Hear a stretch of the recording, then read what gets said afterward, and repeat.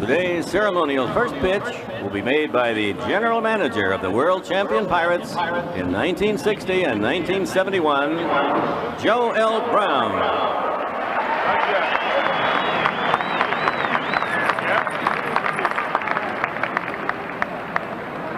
Big leg kick, a lot of motion, no fastball. We're getting to it in a moment. Okay, roller.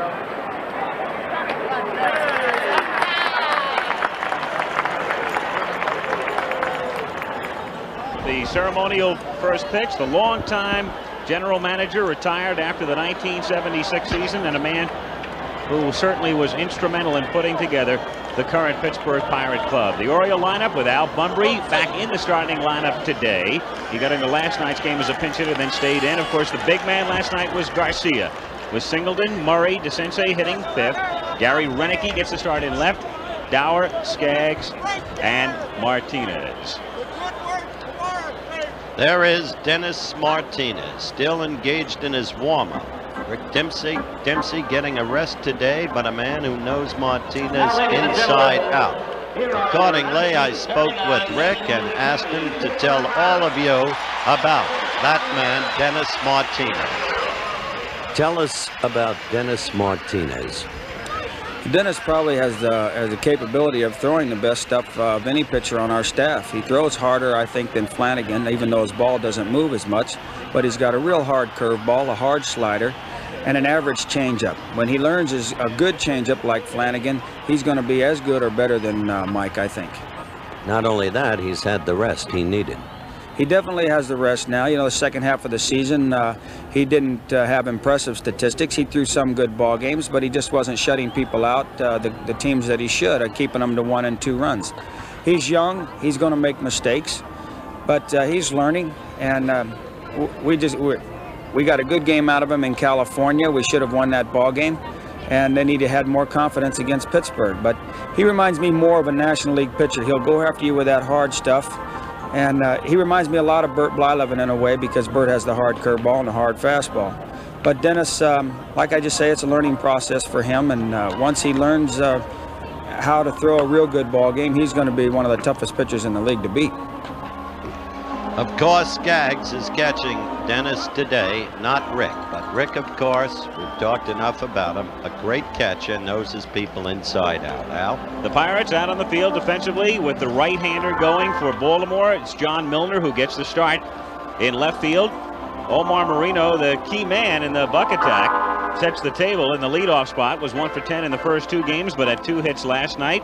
Dave Parker in right field, who has made a couple of scintillating plays already in the first 3 games. In the infield, Bill Madlock at third. The shortstop, over from the Mets in April in a key deal that sent Taveras to New York, Tim Foley. Phil Garner has been up and down. He's made some fine plays, and of course it was his error in the first inning of the first game that was instrumental in the Baltimore win. And Willie Stargell at first base. If this were the regular season, Stargell would probably be off today, sitting out a day game following a night game, but it's not the regular season. Ed Ott is back of the plate again. Ott being platooned with Nicosia during the series, and Eddie starting against the right-hander. And on the mound, Jim Bibby of tight end dimensions, 6'5", 242-pounder, 34 years old, born in Franklinton, North Carolina, lives now in Madison Heights, Virginia. Al Bunbury to lead off. Here are the umpires. National League umpire back of the plate today. Terry Tater, Jim McKean of the American at first, Paul Runge National second, Jerry Newdecker American third, Bob Engel National left field line, Russ Getz American on the right field line. 0-1 the count. Well, I said at the top, you've got to watch the control of Bibby. If he's got control, he can be awfully tough. And Al, like you said, he's a big guy. He's really huge out there. He's awesome, and he throws hard. But his main key, he will not work fast. He's a fairly slow worker, but he has got to throw strikes. You can say that just about for anybody, but in Bibby's case, that has been his reputation at Texas, at Cleveland, before coming over here to Pittsburgh. Gave the Pirates a good outing in Game 2 of the playoffs against Cincinnati. Fouled away, and the count on Bunbury is 1-2. He is a classic example of what you would call Kentucky windage on that mound, because Unlike most right-handers, if you watch Bibby, he stands on the first base side of the mound. Now, he has done this because he has been wild, standing from the middle of the mound to the others, to the right-hand side, to third base side. He's moved over on this side to try and capture that control. The 1-2 pitch is hit in the air down the left field line and curling back toward the corner and back out of play as Milner runs out of room. They've just had a quick gun on him right off the bat, and he's up in the low 90s, 93, 94. So as I said, he can throw hard. Bibby started the season in the bullpen and then worked his way into the rotation. Don Robinson was injured. Jim Rooker was ineffective. And Bibby making his first World Series appearance in game number 4 as the Bucks try to get even. 2-2. On deck, the man who made all the headlines this morning, Kiko Garcia, with 4 hits, 4 runs batted in, and the key blow last night, the 3-run triple in the 4th inning.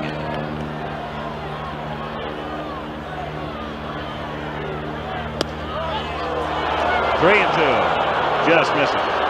There's what makes it tough on an umpire. He's been high with every pitch. Balls high, the high strikes. Bumbry has fouled away, and now all of a sudden he comes back with a pitch that you might say is really a borderline pitch. That makes it tough on an umpire. Bumbry hits it down to Garner. 1 away. Kiko Garcia coming up. 4 hits last night before the game. Howard visited with him. Kiko, describe your feelings that suddenly coming from relative oblivion to being a World Series hero. Well, it's a good feeling. I'm just glad I got a chance to pick up some of the guys because they picked me up pretty much all year long. So I was glad I had a good day, finally. We didn't have A good day is understating it. 1 out, bases empty in the 1st inning. 1-0.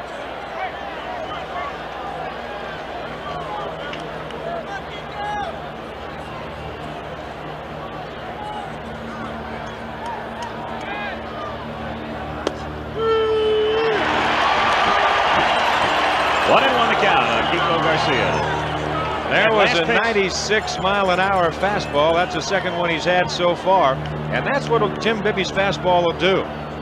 There's some graphics to look at right there. 5 times. Pretty good company. I would say pretty good company. Here's the 1-1 pitch. Swung out and missed, and the count 1-2. When Jim Bibby keeps that ball down like that, if he can keep the control and keep it down, that ball is going to tail and sink on him, and that makes him double tough, because then when he comes up, he's got the velocity to make that ball take off. It'll ride. You heard Chuck Tanner say he's become a pitcher. He wasn't the pure power thrower that he was in the American League. Garcia is certainly a better hitter than his .247 season's average would indicate, not just because of the 4 hits yesterday and the base clearing triple, but because he has a solid compact swing. He's a good line drive hitter, and he can surprise you with a clutch home run here and there. He did that during the season. He only had 5 in total, but a couple of them were game-winning blows. The 1-2 pitch to Garcia. Swung on and foul tip and held by Ott, strike 3. So Bibby has come out smoking. 2 down. Well, you can see Ott with a fastball, the location right inside. He's holding his glove there. He's not looking for any curveball, and he just throws it by him. Perfect location. 2 down, base is empty, and Ken Singleton is the batter. That's a little misleading, that .333 average. Ken is honestly disappointed with the series he's been having thus far. He had 2 critical strikeouts, one with men on 1st and 3rd and nobody out, and one with the bases filled and 2 out. He went after 2 bad pitches thrown by Robinson. 1-0 the count. Earl Weaver in the driver's seat right now with the Orioles up 2 games to 1. Game 5 here tomorrow, and then 6 and 7 in Baltimore. 1-1. Well, there's 2 pitches right there. Ott's been calling the fastball. You see him put down the one. He'll move to the outside thigh. That's what he's using. Now he's going to come with a fastball inside. Going to try and tie him up a little bit. 2-1 the count on Singleton.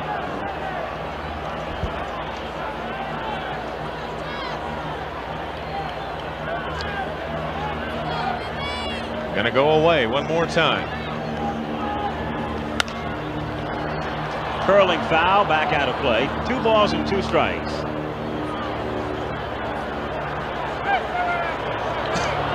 Singleton, switch hitter. Kenny at 295 during the regular season. He's hit Bibby well during his career. 345 lifetime average against Bibby, who spent a lot of time in the American League with Cleveland and Texas.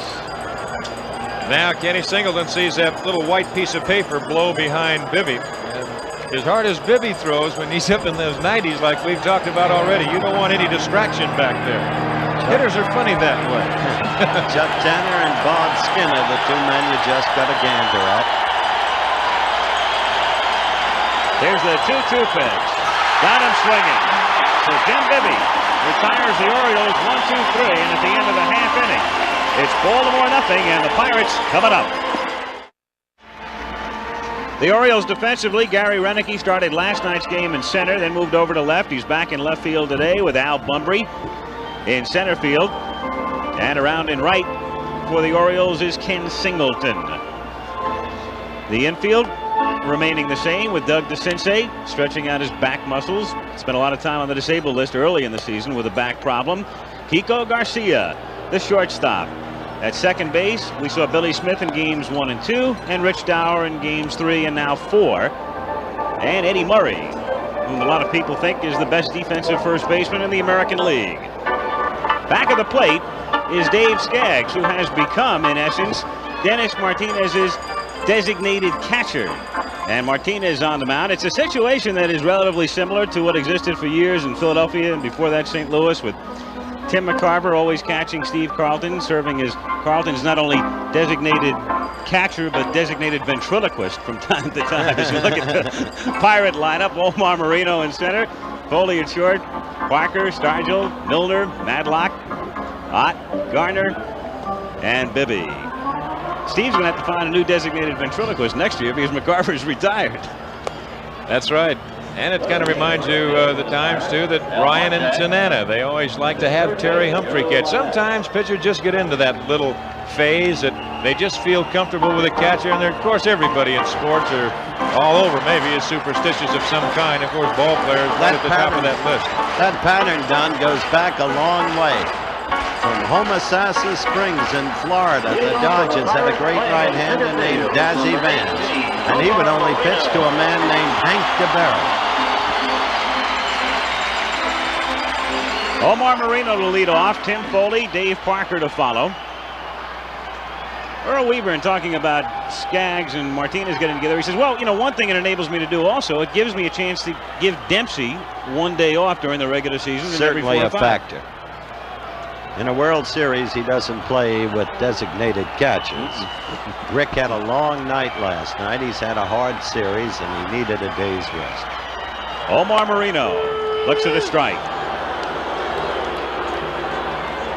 Martinez starts off with a 92-mile-an-hour fastball. He can throw hard. He's got good stuff. Now watch this. Now he's going to go back to the fastball outside. Shook off the curve.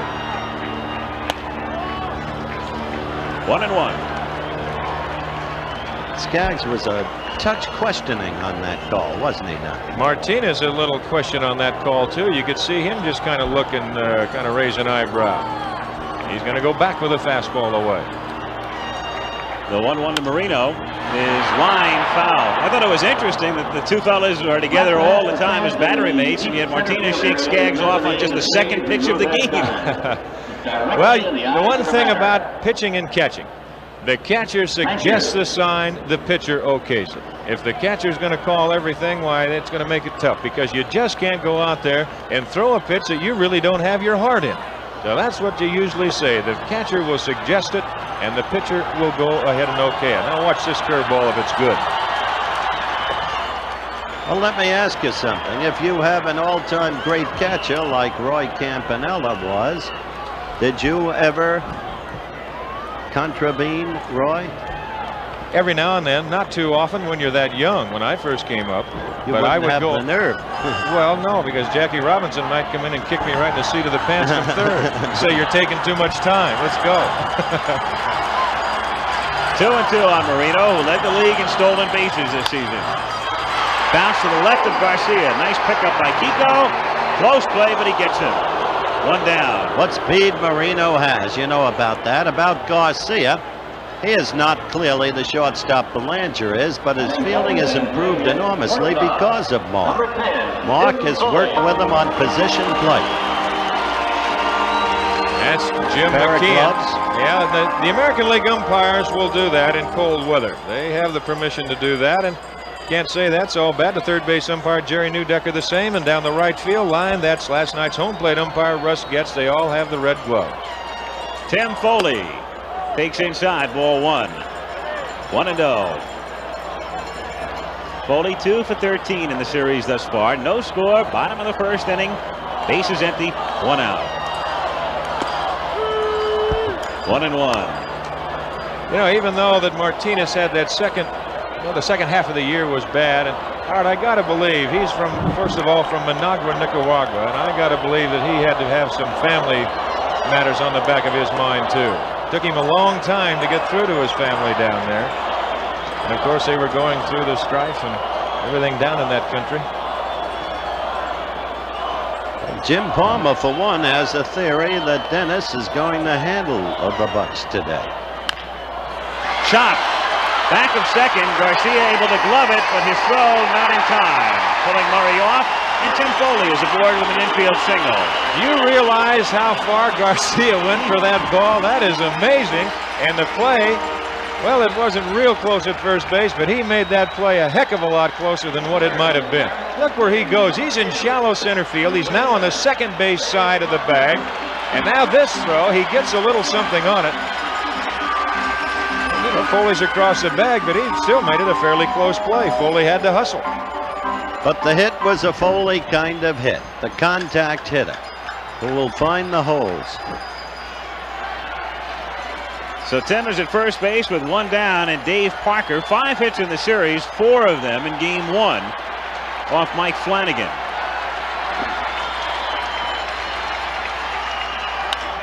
Bounce back to Martinez. He goes to Garcia. Kiko makes a nice play to throw and get him on a double play. Kiko Garcia first saving it from going into center field, able to make the force on Foley and then get it back to Murray. Boy, that's a good play, Al. Martinez took his time. Garcia came back to the bag. He held his glove out, said, let me have it right here. Now, all of a sudden, Martinez on the first base side on that slope, and look at the play that Garcia makes to double him up. Wasn't it lovely the way he laced that foot over the bag? We'll be back in a moment. There's another look at that double play that ended the first inning. You see the hands up. Garcia does not commit himself, and he's very fortunate for that. A good play, and then they double up Parker. So we go to the second inning in game number 4. Middle of the order, Eddie Murray, Doug DeCinces, and Gary Renicky.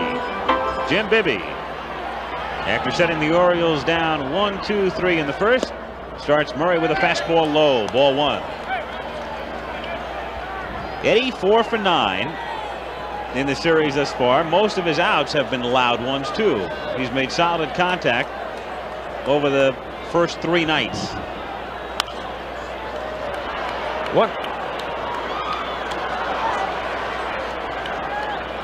One of the tough things about today, you've got the gray and white puffy clouds moving fast overhead. You've got patches of blue, bright sunshine coming through, and boy, that can make it tough on fly balls to the infield and the outfield.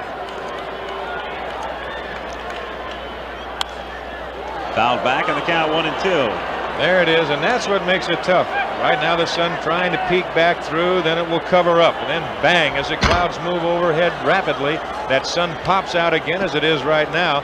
Now you get a ball in the air, and it can be a little tough. You've got to be on your toes if you're playing that infield or the outfield, especially on the fly ball. Those clouds get together and we'll get those snow flows. That's right. That's what they're predicting. Temperature in the mid-40s.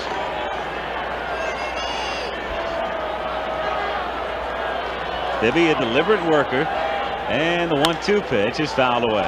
And if you're sitting back thinking about, well, we'll duck this game in under the wire before that snow hits, You've got the two wrong guys out there for that, because both of these guys are fairly slow workers, Bibby and Martinez.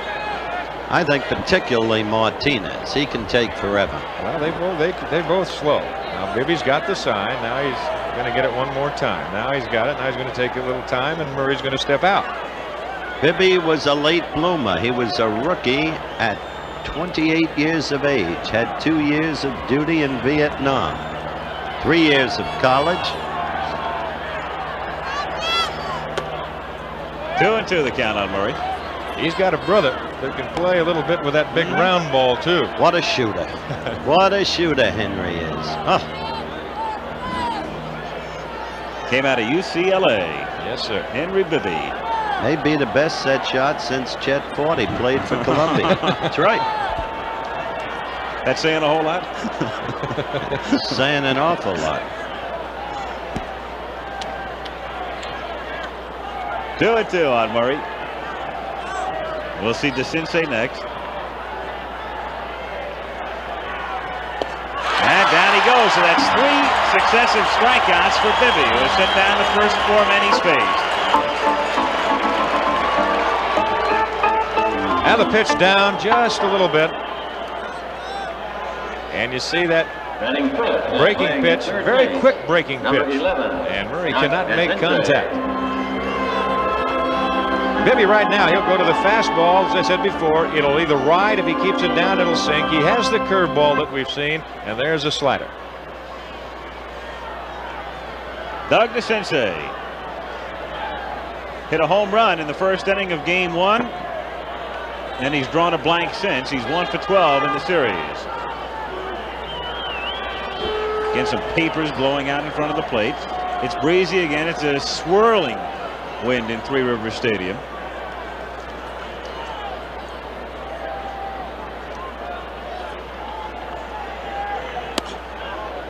One and 0 the count. Right now, it appears that Ed Ott is going to the sequence signs. Please don't throw anything onto the plate. Instead of without anybody on second base, just going to a straight 1 flash, 2, or whatever it might be.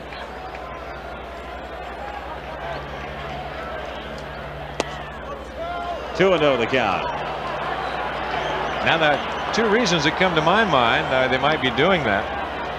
Number 1, it just gets a pitcher in the habit, if somebody does get on second base, that he's working with those signs all the time. Or number 2, they've got the TV set going in the clubhouse, and they've heard us talking about it. I tend to think it might be the latter.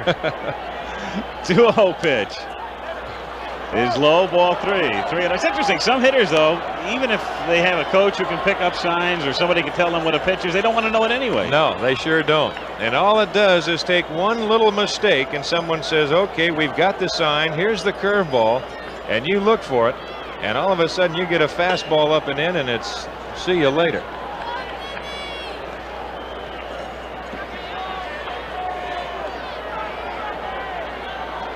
One out, bases empty, no score in the second inning. 3-1.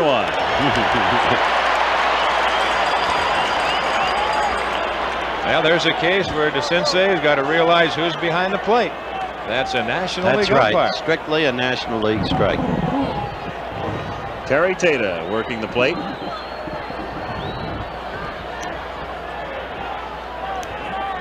And the 3-1 pitch.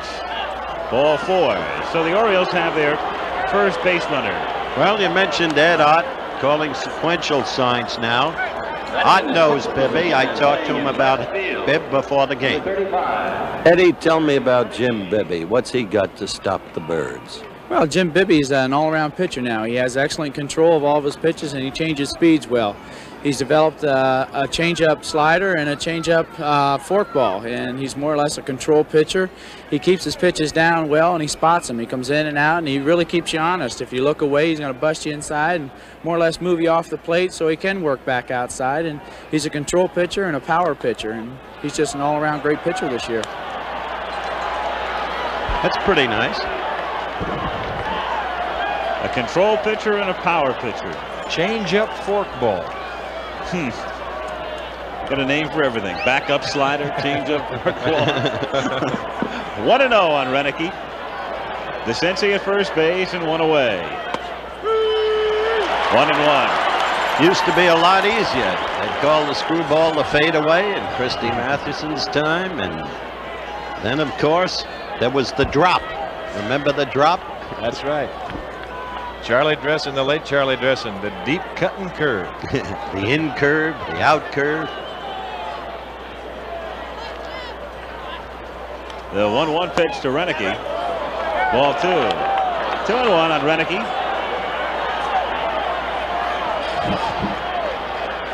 Roenicke at one time thought he might go to USC, play baseball there for Rod Dedeaux, and John McKay, the coach at the time, was interested in him as a punter and a defensive back. There's Harvey Haddix, the kitten, Pirate pitching coach, who had Bibby when Jim was at Cleveland. 3-1. This is the very thing, Al, that Don was talking about. Jim has to have his control. Otherwise, deep trouble and suddenly the long ball. And you can see Jim right there just kind of thinking a little bit, trying to think about what he has to do. The 3-1 pitch taken for a strike, so the count full on Roenicke at 3-2.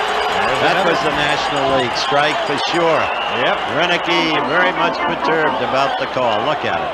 Well, we said the other night, the strike zone, first of all, you've got to throw it over the plate.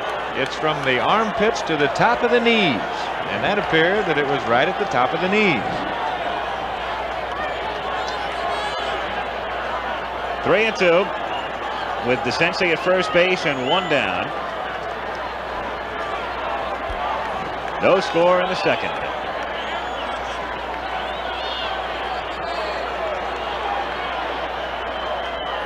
DeCinces goes. The pitch is swung on and missed. Oxthrow is high, and DeCinces is in there. So DeCinces got a good jump, breaking on the 3-2 pitch. Roenicke striking out. That's 4 strikeouts for Bibby as DeCinces steals second. Well, you can get a good jump on Bibby. He's got the high leg kick.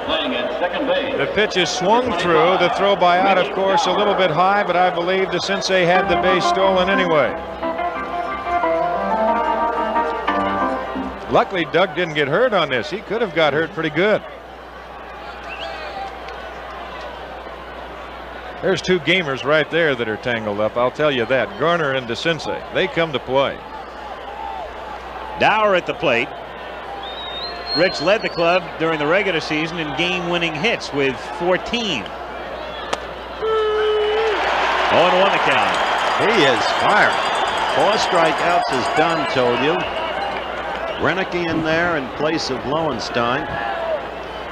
He's really perspiring. Oh, he does. Cold. I'll tell you, you'll see. You might see some icicles out there as this game goes on. Lowenstein has not been hitting well since he hurt his ankle. He needed this day. 0-2 the count. He blew that one by him. 94 miles per hour on that pitch. Jim Bibby warming to the task. Reminds me a lot of Don Newcomb. Don used to perspire so much, and it drip off the bill of that cap. Not only that, similar physical structure. Both big guys, you're right. 0-2 the count.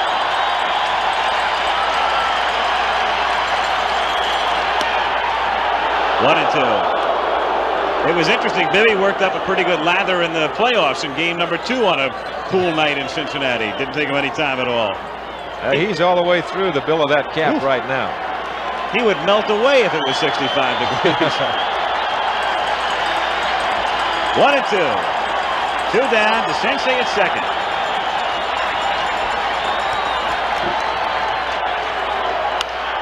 Popped up. Garner will take care of it. And that's that for Baltimore in the second. No runs, no hits, leave 1 in the middle of the second inning. The Orioles nothing, and the Pirates nothing in game 4. Willie Stargell to lead off, then John Milner and Bill Madlock. The 4, 5, and 6 hitters in the bottom of the second inning. No score. Wilbur Dornell Stargell. Born in Oklahoma, grew up in the San Francisco Bay Area, living now in Pittsburgh. Big part of the community, physically and spiritually. 1-0. Out here, Captain. That's what that sign says. As we've said, he can hit it anywhere. Fouled away. And the count is 1-1. Dennis Martinez. Martinez had an up and down year. You take a look at the schedule for the next couple of games. Game 5 tomorrow, 4 o'clock Eastern time, and Game 6 if necessary, assuming the Pirates win one of the next 2 on Tuesday night at 8. Martinez got off to a good start and really struggled coming down the stretch. He finished with the only losing record on the Orioles staff at 15-16, and the only reason he is even starting in the World Series is because of the rainout that took away the off day. Martinez is a real high kick pitcher. This can become significant because the Bucks, if they get on, those who move fastest should really take advantage of that. Well, they can. Both pitchers you can run on. You can run on Martinez and you can run on Bibby both. People have heard us talking about miles per hour with that Jugs gun, and we'll get into that pretty soon, just right after this pitch me, because Weaver's a great believer in that. Right behind home plate, they have a member of, here comes the high kick. See that? The key to Martinez that Miller has, he tells him to keep that left arm inside that knee. When he gets outside, he pulls himself out a lot. Stargell fouls it back into the upper deck. But I was talking about Earl Weaver. Now, Earl Weaver will go with that Jugs gun. He believes in that. Right behind home plate, they have a member of the Baltimore staff sitting with a Jugs gun and a walkie-talkie, and he will relay the times of that particular pitch. He was shaking his head at you. Yes, you do, Earl. You do too. Don, you're wrong. But they do. They keep that, and they tell if a pitcher's losing velocity off his fastball. Right there. There's the gentleman. There's the Jugs gun.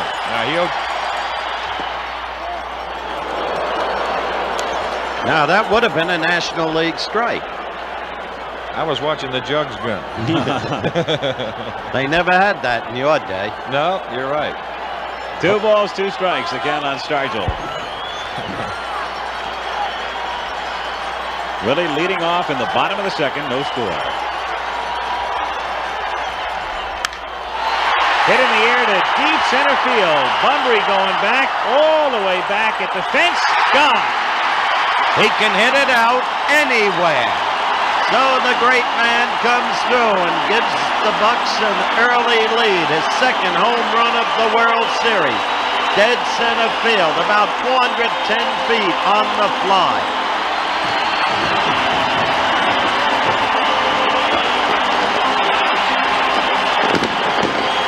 Willie Stargell a home run in Game 1 and then back with one in Game 4. Well, he got it all. He got it up high. There's a little breeze swirling around, checking the flag. It is blowing a little bit towards center. Bunbury thought he might have a play on it, but it just got over. That's good enough. Whether it goes over 1 foot or 2 feet, they call him back out.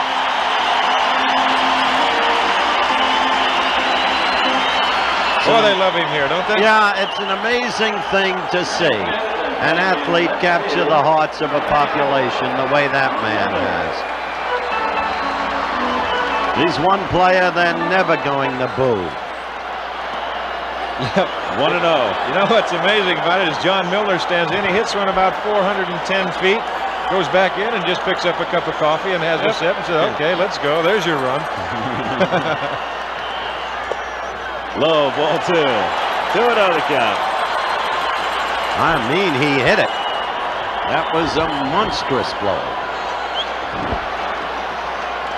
The Sensei will visit the mound now,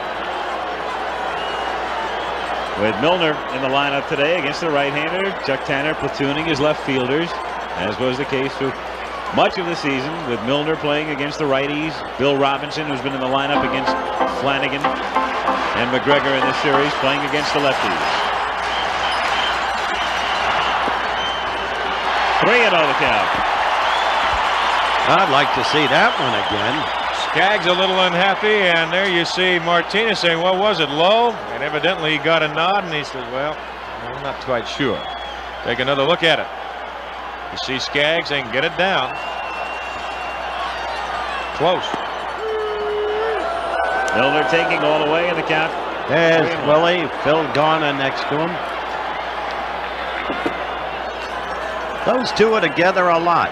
I was telling you the other day how Willie handled Phil after Phil had made the big error in the first inning of the first game.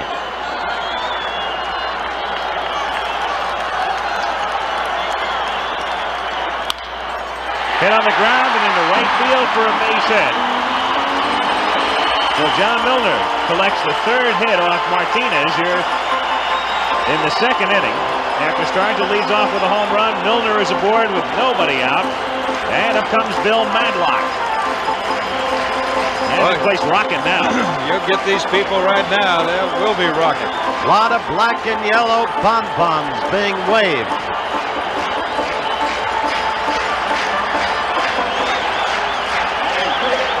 Madlock with 3 hits in the series.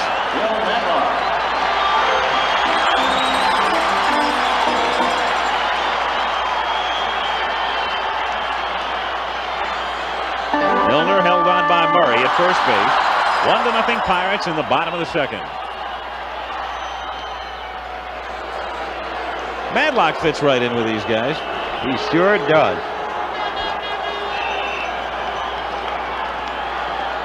Bill unhappy in San Francisco. Didn't make any secret of that as Milner goes and Madlock drills it into the corner there and then bouncing into the bullpen for a ground rule double. That might have cost him a run because Milner was running on the pitch. Well, it saved him a run for sure. We don't know what the outcome of the inning will be, but with Milner running, Madlock hooks it down the line, and right there to make the call is the left field umpire, Bob Engel. And Martinez was still in his kick, and Milner was halfway down the line and more. You see, it just takes that big high hop and over the fence. Had it stayed in the playing field, the Pirates would have had a run for sure. The pitching coach, Ray Miller, coming out to try to settle Martinez down. Well, you'll see a lot of times the pitching coaches will come out the first time nowadays because they're the ones that work with these guys day in and day out. And the big thing right there is you see Ray Miller go back to the Baltimore dugout. There's what's coming up immediately following today's game, Oklahoma and Texas. But they will talk to him. And just if they're doing something that they might see from the dugout, as I said, they work with them all the time. And they can go out and they can relate to it. Ed Ott coming up with runners at second and third and nobody out. Ott a starter in game 2. 1 for 3 in the series. The Oriole infield is back. So a ground ball could score Milner from third. Milner at third and Madlock at second. Outfield playing Ott around toward left. 1-0. Well, the big thing right here, early in the ball game, you won't. And there he is again. He's Stewart. Sammy Stewart. You won't bring your infield in because the way the ball scoots through this infield, you bring him in now and the ball goes through. You've got 2 runs scoring instead of just 1. You'll give up the run for the out if you possibly can. Chuck Howard, our producer, said Sammy Stewart, who was throwing last night, has been throwing all night. Seems like we've been out here all night. Right. Last night's game ending at what, about 12:40 a.m.? Oh, it was long. Quick turnaround, short night. A home run by Stargell. 1-0 Pittsburgh. Pirates threatening, 2 on and nobody out. The 1-0 to Ott is lined foul off to the left. 1-1. He doesn't want to hit it that way. His job is to pull the ball. You know, I really think these fans here in Pittsburgh, too, Howard, in your conversation with Chuck Tanner when he says this is the biggest game of the series, and he's so right. A lot of good baseball fans here in Pittsburgh, and I think they realize the same thing. They know that they can't let Baltimore go 3 up on them. Don't forget, if this Bucs team gets a decent lead on you, they've got that whole bevy of relievers, great relievers. Task always of the opposing team is to stay close to the Bucs. We've already seen what those relievers can do. They just slam the door. But they are shelling Martinez. Ott wants to get around on this pitch, pull the ball. Breaking pitch low and inside, 2-1.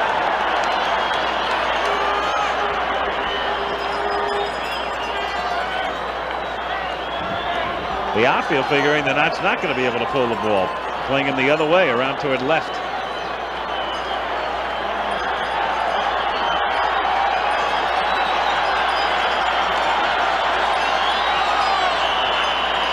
Time called. Well, the one thing for sure that we know, after today's game, Chuck Tanner is going to name his pitcher for tomorrow. He has not made that decision yet, but looking at the Pirate bullpen, we know it's not going to be Blyleven because he's warming up. He's getting ready for the next day, I think. There's Burt. Martinez appears unsettled with the National League umpire. Ott hits it to deep center field. Bunbury was playing shallow, and it's over his head, and that's a ground rule double. 2 runs in, it's 3-0.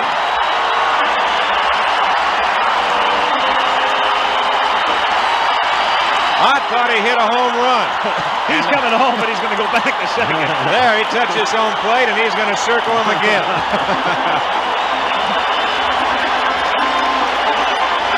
This is so typical of the Bucks. Always bouncing back, battling back.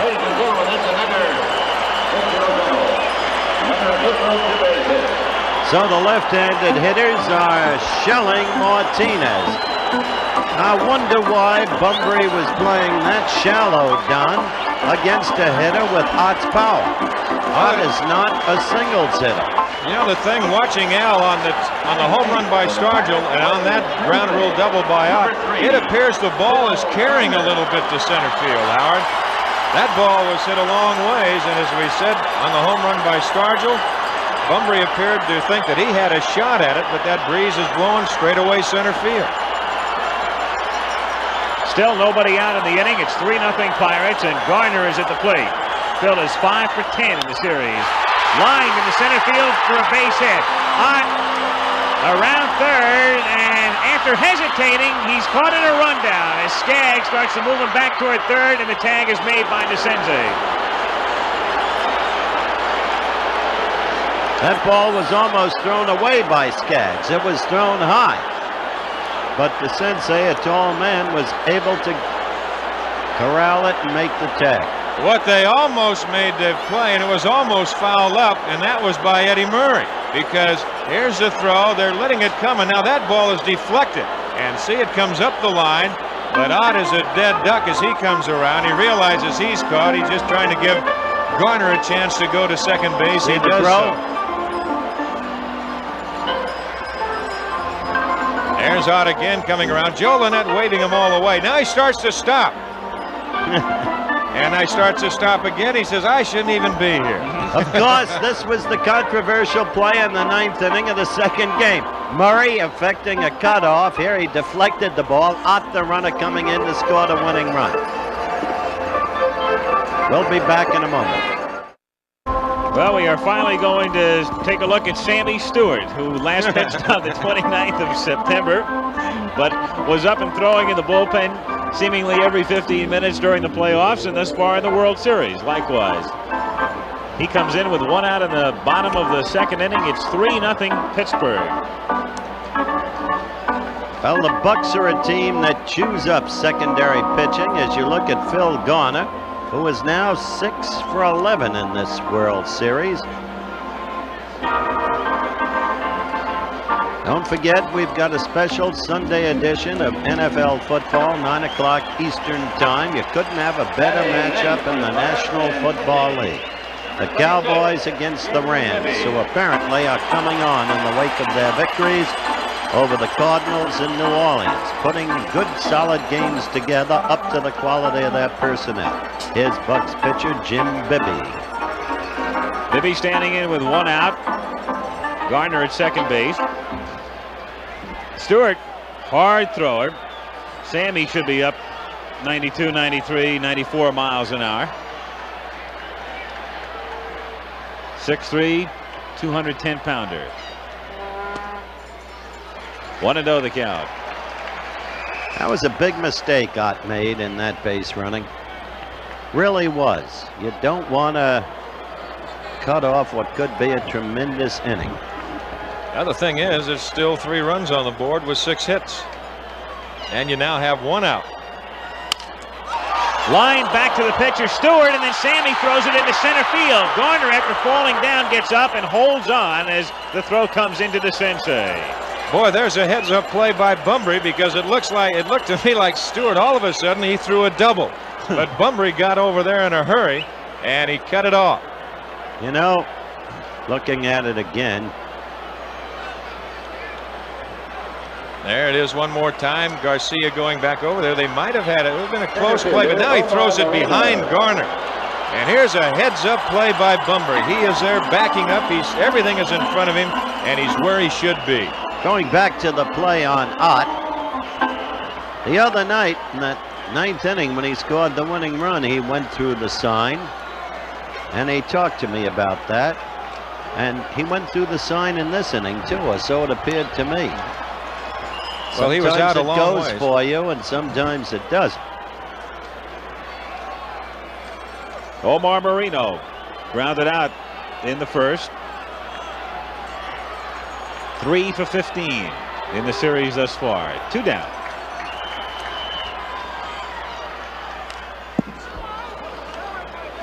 Oh, and 1.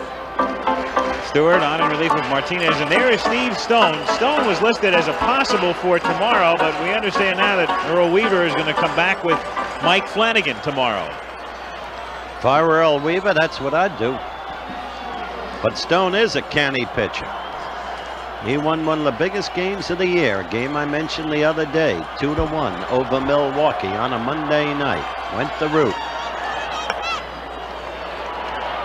1-1 on Marino. Stone's a cunning kind of worker, you know, Don? He does. He's got good stuff. He's always had a good arm. I've always liked Steve Stone. He's a battler, too. This young man right here, he has a couple of different styles of pitching a game. I saw him start a game against the Angels when he threw 95%, it seemed to me, breaking pitches. 2-1 the count. This is the first time in the series that Weaver has had to go to his pen this early. Flanagan went all the way in game 1. Palmer went 7 innings in game 2. McGregor all the way last night and this morning. And now Earl has to go to the pen to get Stewart. You gotta love watching Weaver. That's lined into center field, being waved in. Garner rounding third, and the Bucks lead it 4-0.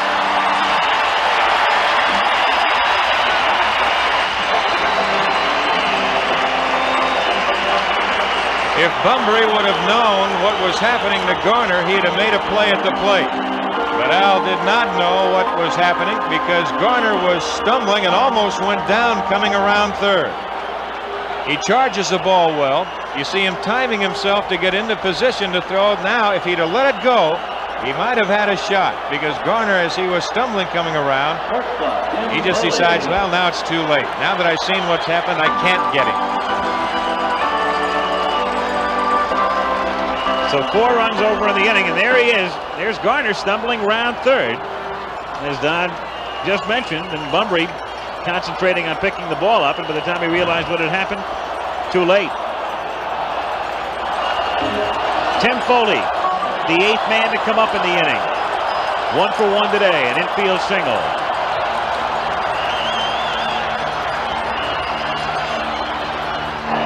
Stewart with a good move, and he's got him. So Marino at first base with 2 down in a situation where he might be going, and he gets picked off. So an inglorious end to the inning for the Bucks, but they come up with 4. It's a good move, too, and they've got him dead to rights, and Jim McKeon, the first base umpire, is right there on the call. 4 runs, 6 hits in the inning. And at the end of 2 in game 4, it's Pittsburgh 4, Baltimore nothing. Well, number 8 has been number 1 in Pittsburgh for a long time. He's the man who got the inning started with a home run. And as we mentioned before, it's interesting because were this the regular season, Willie would be off today. Tanner would sit him down and rest him after a night game, especially one that lasts until 12:30 something in the morning, as was the case last night. But Willie in the lineup today, and the home run got the Bucks moving in the bottom of the second. Yes, but we still haven't had a really well-played game in this series. In that inning, the Birds got 1 buck out, and the Bucks took 2 of themselves out. That's exactly right. Nothing but mistakes. Dave Skaggs, he's hitting for the first time in the series, and time called again. We've got hot dog wrappers and other paper blowing out onto the field from the stands. As we take a look at some scores in college football, the second-ranked Crimson Tide leading Florida 7-0 in the first quarter, and Ohio State out in front early against Indiana. The Pittsburgh Panthers played here at 10 o'clock in the morning. Not on this field, of course, but they beat the Cincinnati Bearcats 35-0. You were over there early, weren't you? Yeah, Al was over there. Sure. He came here, and tonight he's going to the hockey. 0-2 pitch. Bounced, it takes a wicked hop, and Madlock able to stay with it, but Stargell can't dig it out. So the ball looked like it might have hit the seam where the dirt meets the turf at third. Madlock eaten up by it, and Skaggs is aboard at first base. Now that ball was exactly just about what you said, Al. It was a pretty good. It was just a routine ground ball, but then all of a sudden it hits right. Well, it comes up on the dirt, and then it comes up on Madlock. And now his throw is offline. Stargell has no chance. He just takes a big swipe at it, and you've got the heads-up second baseman Phil Garner right in behind him to back it up. We said we have not had a really well-played game yet. They haven't made a judgment or a call on that yet. Now, this is an interesting thing. Weaver is letting Sammy Stewart back. You know, you don't question, quote, the greatest manager in baseball, quote. Sammy Stewart. At least it's not the disposition of many to question Earl, because he won 102 games, and almost by consensus, there's no better manager. He just has faith in his team's ability to scratch back. Well, I thought that they'd put him up there and have him bunt. And you're just gambling that he might pick up a run with Bumbry and Garcia following, but there was no attempt to bunt right there. It's a ground ball and a double play, and then you kind of scratch your head a little bit. 0-2. Meanwhile, they've scored the bouncer by Skaggs, an error on Madlock. Which it should have been. You talk to Bill tomorrow. 0-2 pitch. Got him swinging. Blew it by him. 5 strikeouts for Bibby. That one, 94 miles an hour. Center fielder, Al Bumbry. So Bibby, working with a 4-run cushion, has struck out 5 of the first 9 men he's faced, and Al Bumbry comes up, bounced out in the first inning. Let me explain why I think, Don, Earl did not bat for Stewart. He said if I made a mistake in the second game when I talked to him about not bunting Lowenstein, it's that I used up my pinch hitters too early in the game, referring to people like Kelly and Crowell. And maybe that's his thinking here. We'll find a way to pick back a run or two, and then later in the game when I need these guys, I'll have them to call them. All right, I can see that. I'll go, but you just gave him an out there by letting him hit. Why not bunt? That I agree with.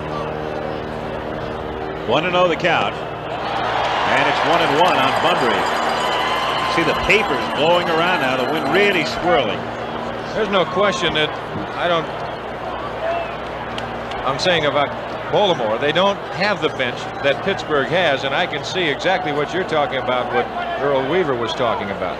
There you see the wind blowing the banners around, but to me, you just gave him an out, and you can't afford to give away outs. I don't. Not the way this guy is pitching. 2-1 the count on Bumbry.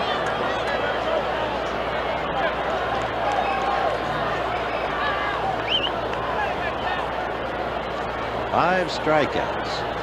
Well, he was on the bench for 23 minutes in that second inning for Pittsburgh, but it doesn't appear that it's affected him any. Line foul, and the count 2-2.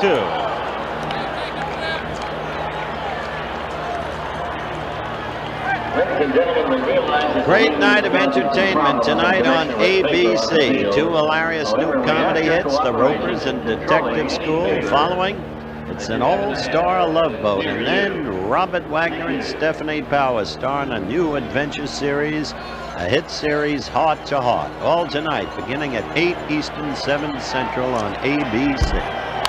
2-2 pitch, bounced up the middle and into center field for a base hit. That's the first Oriole hit as Skaggs stops at second. Al, that's just what Don Drysdale was talking about. Had he bunted the pitcher whom he elected to let bat, that hit would have scored a run, and they would have scratched back 1.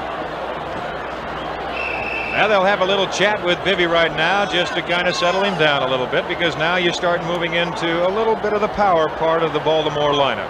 Garcia, not necessarily a power hitter, but he'll spray the ball around. Then you've got Singleton, Murray, to Sensei Renicky coming up behind him. Have you been approached for a managerial job?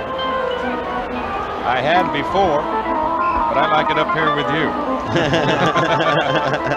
After Coleman, the question is, have you been approached, Howard? That's right. After Benny Ayala.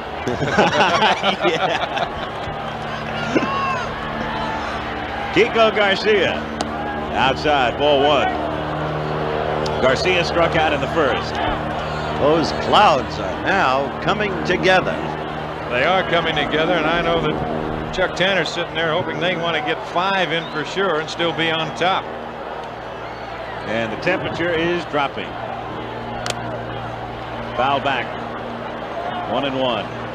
The cloud cover started out. It was a very sunny and clear morning, and scattered clouds moving into the area, and now pretty good cloud cover. Forecast for snow flurries. We've seen those before. Yeah, that's nothing new. 14, 15 hours ago. 1-1 pitch. Low, ball 2. 2-1 the count on Garcia. You platoon as many guys as Weaver does. It's also welcome to the 1979 Winter World Series. You platoon as much as Weaver does. It's hard to pinch hit early. It's 3-1. Bibby, brief control trouble in the second inning. He walked the Sensei, then fell behind on Renicky, but came back to strike him out. Now with 2 on and only 1 out, he is 3-1 with Garcia.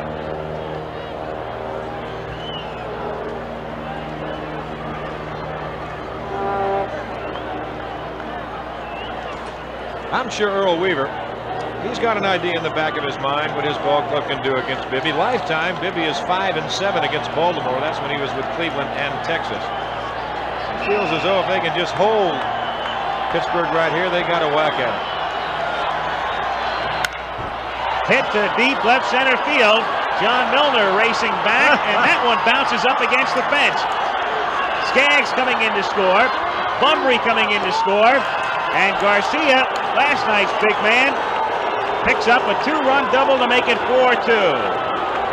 What we've talked about, the unexpected heroes. This kid has rocketed international attention. His 4 hits last night, the 4 ribbies, the base clearing triple, now 2 more ribbies. Well, he got behind the count 3-1, and he got the fastball up over the plate, and Garcia is looking nothing but fastball. He got it, got out in front, timed it well, and hit the ball well. Well, I've decided that maybe Tommy Lasorda is right. Weaver walks with angels. Dead Singleton hits it foul, 0-1. So they're back in the ball game, and we've got another of these head-to-head battles between 2 teams that seem so evenly matched. Remember, last night it was the Pirates that jumped out in front, as was the case today. They led 3-0. And it was Garcia's triple that was the big blow that brought them from behind. Now Kiko has them right back in it. And the 0-1 to Singleton is low and outside. In the bullpen for the Pirates, there is Don Robinson, who appeared in the first and second games. And we mentioned last night, and Tanner confirmed that he did not want to use Robinson last night. He's been bothered by shoulder stiffness through the season, but Don is up and throwing now.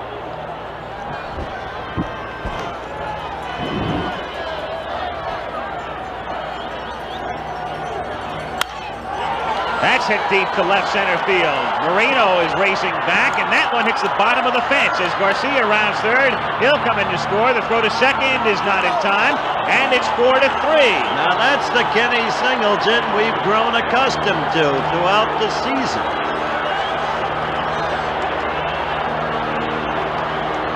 So they are teeing off on Bibby here in the third.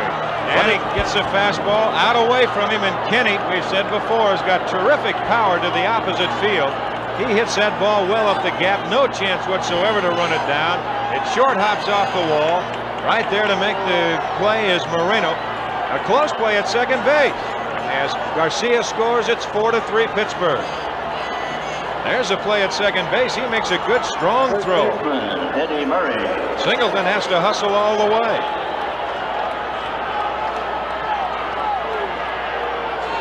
So the tying run at second base, still only 1 out of the inning, and Eddie Murray struck out in the second.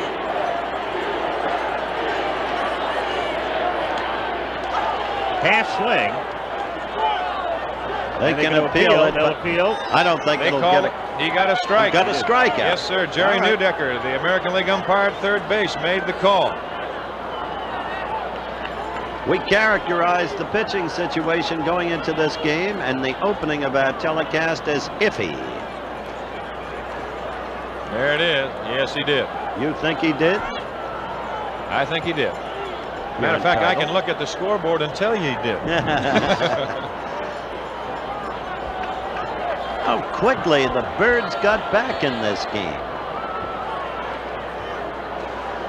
On those half swings, everybody used to think, well, you've got to break your wrist, but really it's become a case, Don, of almost intent being the factor that determines whether or not a strike is called. Well, they're looking at that, and they're looking about where the bat crosses over the plate. There you see what's coming up following today's game, Oklahoma and Texas.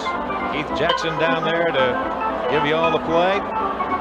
But they're looking at that bat coming across the plate, Al. And if they take that sweep across the plate, and Eddie was out there quite a ways. Oklahoma, Texas. In that weather, that'll be some ball game. Billy Sims, Heisman Trophy winner. I've almost forgot what that kind of weather's like. And Texas with a defense that is tough to crack. Sooners against the Longhorns. Murray backing out on Bibby with the count 0-1, 1 away. The Orioles with 3 in the inning to pull to within 1. But you got to remember the door was opened by Matlock's error. The same shoddy fielding play we've been talking about. 1-1.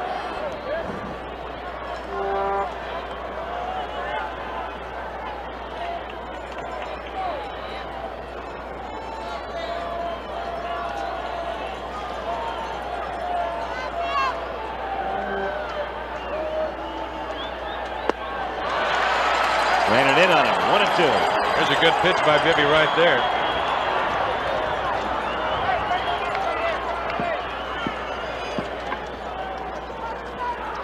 You've got to move the ball in and out on Eddie Murray.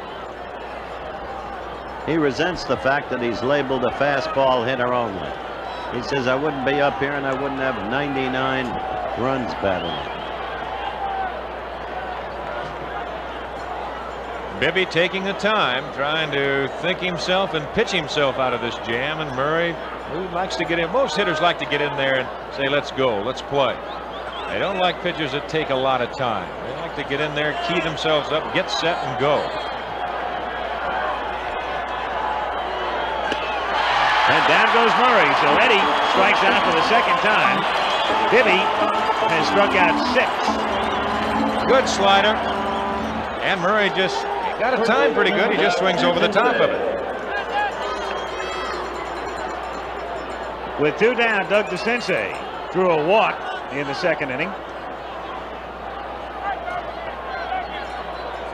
You know, Howard, what you said before seems even bigger and bigger right now with this 4-3 Pittsburgh score and lead, with the Pirates running themselves into 2 outs and Baltimore only getting 1 out, which could have been a very big second inning for Pittsburgh. That's right.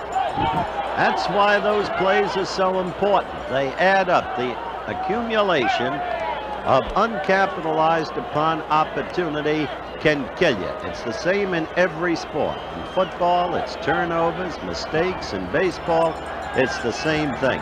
This is one of the reasons why your old team, the Dodgers, have always excelled, because they so stress the fundamentals they don't make the mistakes. Hit in the air, left field, shallow, Foley out, and Milner coming in, and Milner makes the catch.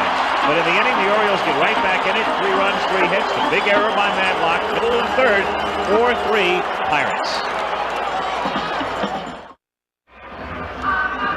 Tim Foley in a new uniform and a new city enjoyed his best season in 1979. He'll lead off, and earlier, Howard chatted with him. Well, with the season you've had, you were finally properly rewarded, a 5-year contract. Well, it's a great feeling. You know, I have that security for my family. You know, there's a lot of priorities in my life now. My family's one of them, my future's one of them, and now I've got that secured. So I feel real good about that 5-year contract. With the situation I'm in back of Omar Marino and in front of Dave Parker, it's fun for me. Anybody in my situation who hits the ball like I do, just sprays the ball around and just tries to make contact, it's the ideal situation, and I'm glad to be here, and I hope that everybody stays healthy for about 5 years and we can win. Tim Foley leading off in the bottom of the third inning. What he said, interesting. He's wedged in there between Marino and Parker, and what a difference that's made. 1-1. Tim with the Mets and Montreal and San Francisco gets wedged into the middle of this lineup, and he's blossomed this year. Fouled away. And the Pirates are happy that they have him to put in that wedge. I'll guarantee you that. Look at that. You know, Foley is the first player in 50 years to have erred in the first 3 games of the series.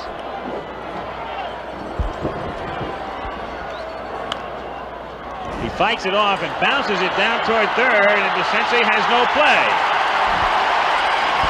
You can hardly get one in on Tim's hands because his hands are up by the label. Well, that one off his thumb.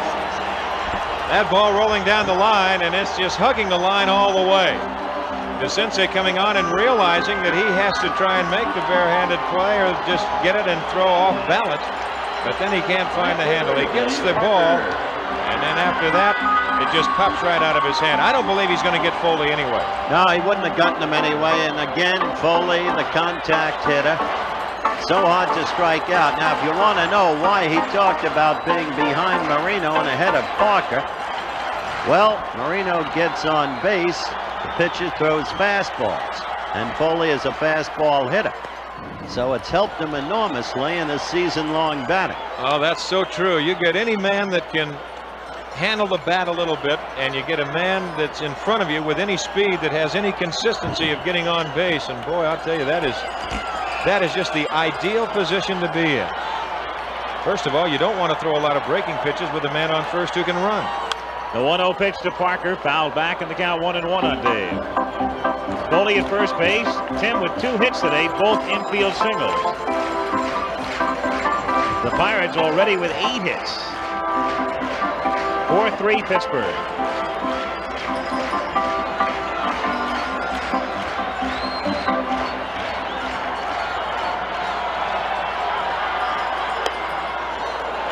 Two and 1 on Parker.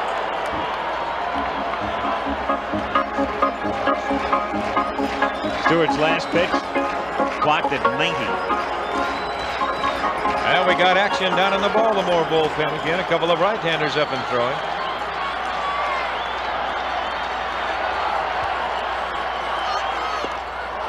That was a good pitch.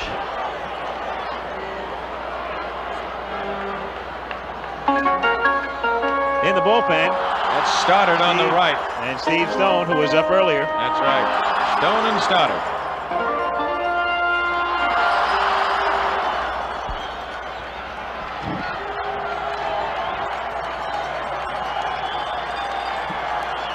The 2-2.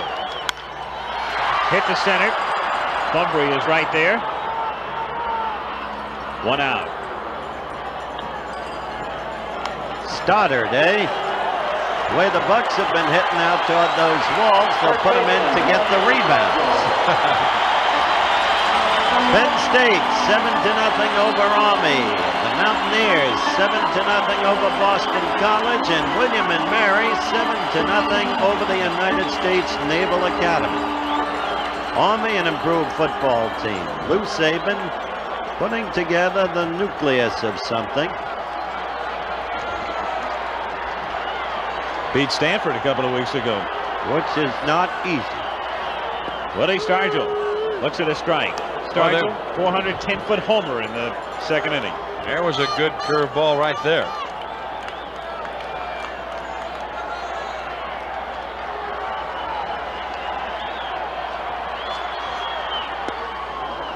Another 0-2. Lord, that Stoddard, as I look to the bullpen, is a huge man. Yeah, there was a man that was released by the White Sox. Baltimore picked him up. He was not released by North Carolina State, however, where he was a great basketball player. Hit fair, down into the right field corner. Foley headed toward third as Ken Singleton plays it in the corner, and they will hold Foley at third on a double by Stargell. Can you imagine how Stargell can be looking for that pitch in there after looking the way he did at 2 curveballs? And he got a fastball in a pretty good location, and Stargell just hooked it inside the bag. He will do that to you. The senior citizen, he calls himself. 38 years of age, and all of the snap and crispness in that bat has remained intact through the years. Well, time's going to be called. Ray Miller going to go out, and he's going to talk to Sammy Stewart a little bit. Milner, the hitter. You've got first base open, and Madlock coming up behind him, a right-hand hitter. More college football scores. The Big Green and Old Eli, 0-0 the second. Brown and Penn, 7-7. Cornell under Blackman, building a team, 13-0 over Harvard in the second. And the Tiger is rolling over the Lion, 14-0 in the second. Here it's 4-3 Pittsburgh. The Pirates getting 4 in the second. Baltimore coming back with 3 in the third. And now the Bucks threatening again in the bottom of the third inning with 1 down. Tim Foley at third. Woody Stargell at second. And John Milner, 1 for 1, standing in. And they will walk Milner and work on Madlock. Well, that's about it. They'll go with the percentages, right-hander to right-hander. You have to do it, but certainly you have trepidation in doing it because Madlock is a far better hitter than Milner. These are the kind of positions that a manager does not like to see himself put in. That's exactly right.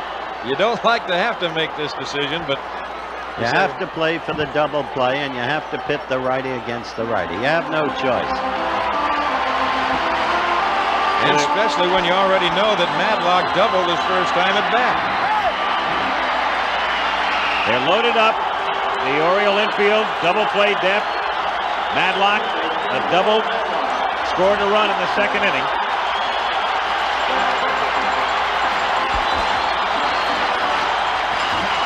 One away.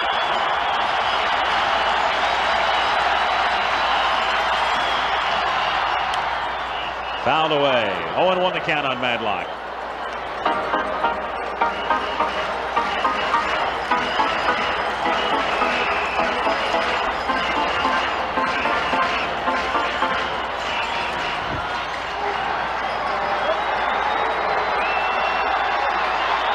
I tried to lip read that. What did he say? Could you? No.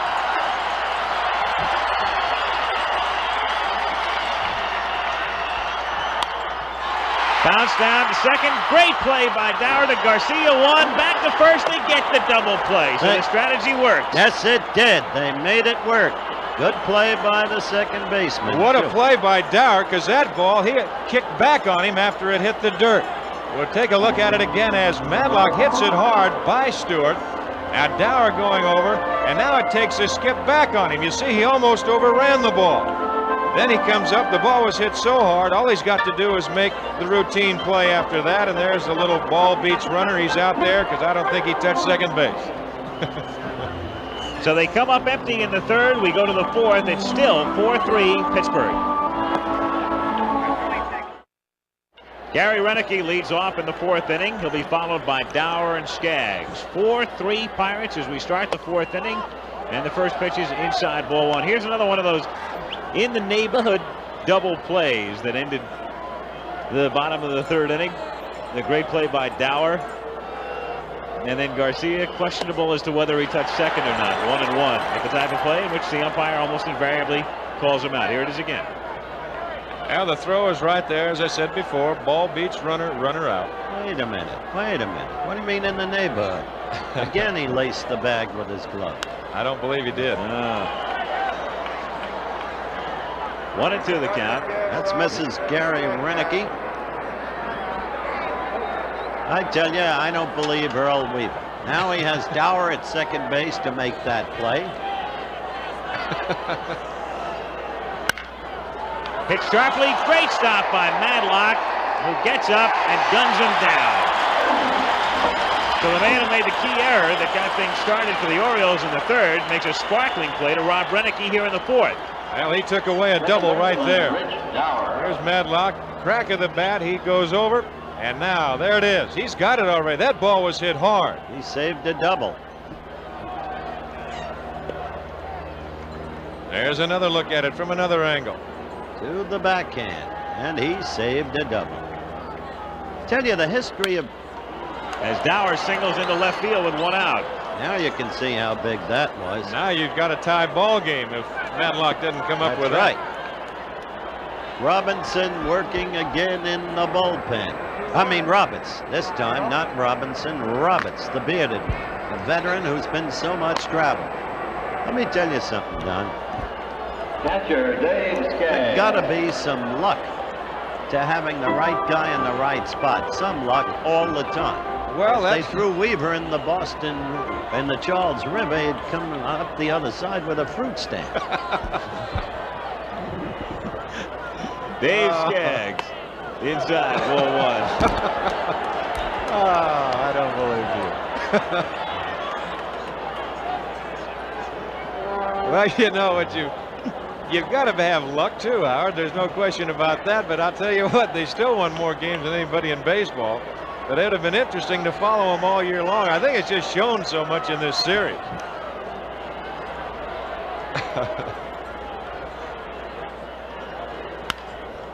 Foul away and the count 1-1 on Skaggs. More college scores. Clemson over Virginia Tech, 14-0 the second. Duke beating Richmond, 14-0 the second. And the Mies in blue, Wolverines, 17-7 over Minnesota in the second. O'Schembechler riding high.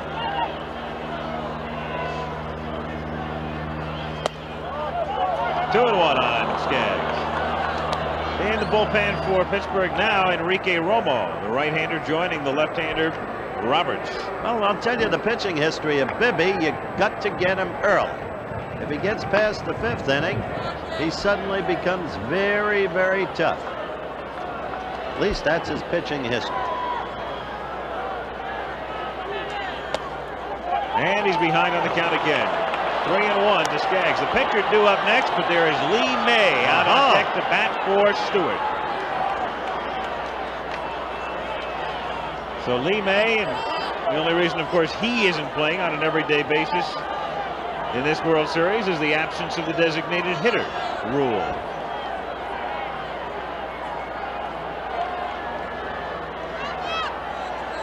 The 3-1 pitch. Taken for a strike, and the count full on Skaggs.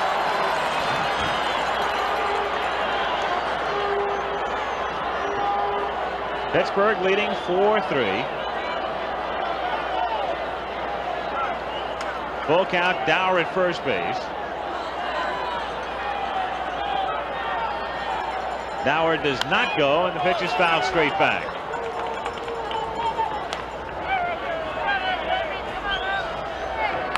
Well, that's Dave Skaggs' pride. Dressed well for a football game. You'll be back here, what, a week from Monday? Denver at Pittsburgh, Monday Night Football. Should be some game. Grounded toward the hole. Foley goes to Garner, one to first, turns it over for two.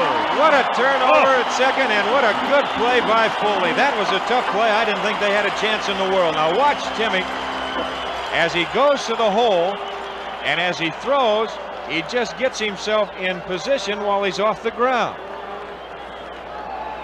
And Garner able to turn it over for two. So in the middle of the fourth inning, 4-3 Pittsburgh. Al Michaels, Howard Cosell, Don Drysdale. Has it been 8 years already? The first World Series night game played right here in the 71 series. That was the year they played one game at night to experiment. The following year they went to 3 games at night. And in this series, 5 of the contests scheduled at night. Tomorrow a day game, a late afternoon game. We'll be on the air at 4 Eastern. Yeah, that's one of the... I think that's really worked out well, Al. It's given so many people a chance across the country to watch the World Series that otherwise might have missed it during the daytime when they're working. Exactly. Instead of sneaking in the transistors to work or school. That's right. Sit back and relax. Exactly why newspapers are put out in the morning. Reach the most number of readers. 1 ball, 1 strike on Ed Ott, leading off in the bottom of the fourth inning, and the count 2-1.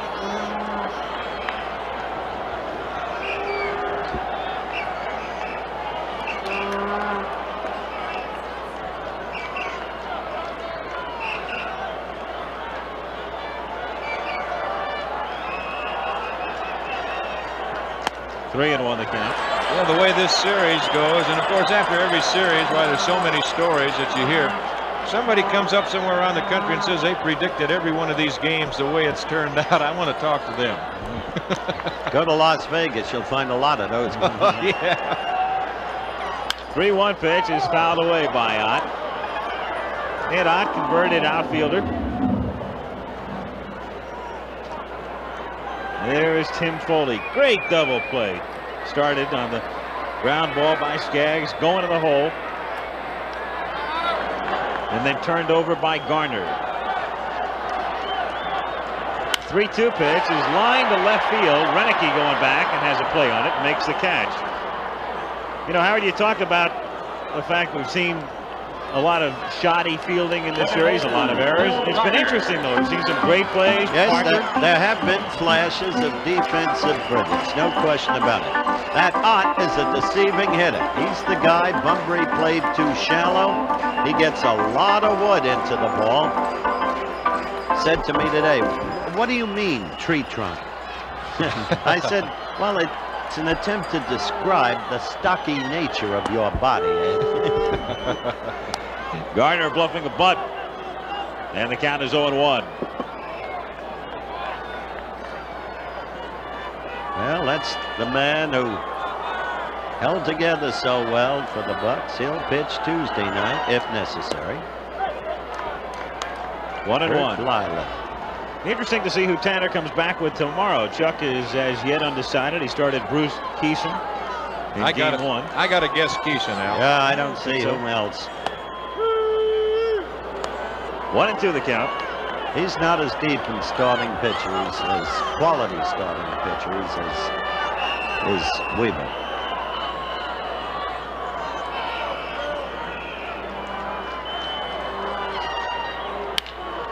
Grounded into the hole and through for a base hit.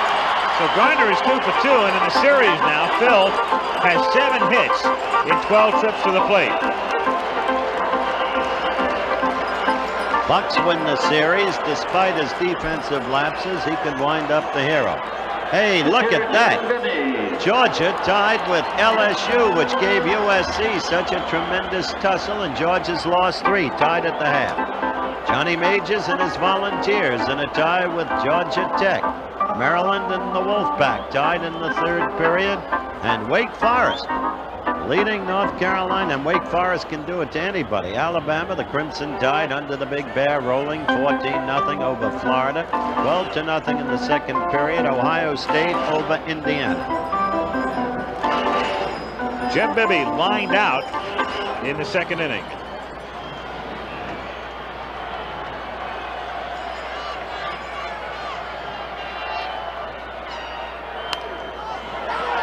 Bounce sharply back to the pitcher, who goes to second, and oh, look at that takeout, but he's out. Kiko Garcia. Did you see Garner? He gives nothing away. Looking at the umpire, waiting to see if he would call him out. Well, the throw was right there. Garcia just was trying to make the catch and then try to get out of the way, and Garner taking him out all the way, so they can't double up Bibby at first base. Good heads-up play by Garner. Earl Weaver wants to talk, I believe, to the second base umpire, Paul Runge, about exactly where Garner was when he went in. But he's all right. He slid a little late, but Garcia was standing right there. He's also out there to check Garcia's physical condition. That's right. But Earl goes out very pointedly, as we have told you, to make a show and establish position with the umpire. Try and have an edge on the next call. Tippy Martinez. You know what I love about Weaver is that he's so up front. He very rarely minces words. What was it, about 3 or 4 years ago, Mike Cuellar, toward the end of his career at Baltimore, he was upset because he wasn't getting a chance to pitch very much and said so, and it was written. And Weaver said, what is he talking about? He said, I've given him more chances than I gave my first wife.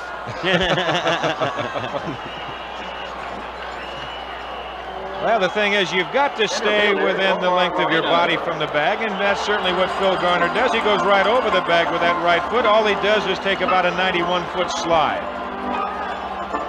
But you can't go out of to the right or to the left. If you go out too far and away from the length of your body, they'll call you out. They'll call it a double play. They have put that rule in effect to protect the shortstop or the second baseman. Especially second baseman can really get whacked if he gets from the blind side, if you can run all over that base path out there. Omar Marino at the plate, 1-0 with 2 down, and Bibby at first base. Ball 2. 2-0 the count. Still in the 4th inning, Al, and the Bucks, there you see it, have 10 hits, but only 4 runs in 3 2/3 innings. That second inning still might loom to be a very, very big inning. They gave away 2 outs themselves. 2-0 pitch is bounced toward the middle, fielded by Garcia. Makes the unassisted force, and the 4th inning is over. No runs, a hit, leave 1, into 4. Still 4-3 Pittsburgh. 5th inning, it's 4-3 Pirates. Lee May will pinch hit to lead things off as you look at the schedule tomorrow at 4 o'clock Eastern. If necessary, back to Baltimore on Tuesday at 8 o'clock. 5th inning, and with more play-by-play, Don Drysdale. All right, Al, it will be Lee May. Then we go to the top of the order, and Kiko Garcia in that order. Bibby already through 4 innings has thrown 75 pitches. He's got his exercise in for the afternoon, to say the least. May on the year hit .254, 19 home runs, 69 RBIs. Veteran right-hand hitter. Good breaking pitch. Lee May has hit Bibby. 409, you see it right there, 9 for 22. I don't care how many pitches Bibby has thrown, Don. His history is he gets stronger. Another swing and a miss at a breaking pitch. 0-2. Your history is you come on and the teams get runs. That's why I'm up here. 2 strikes to Lee May. Backs him off the plate.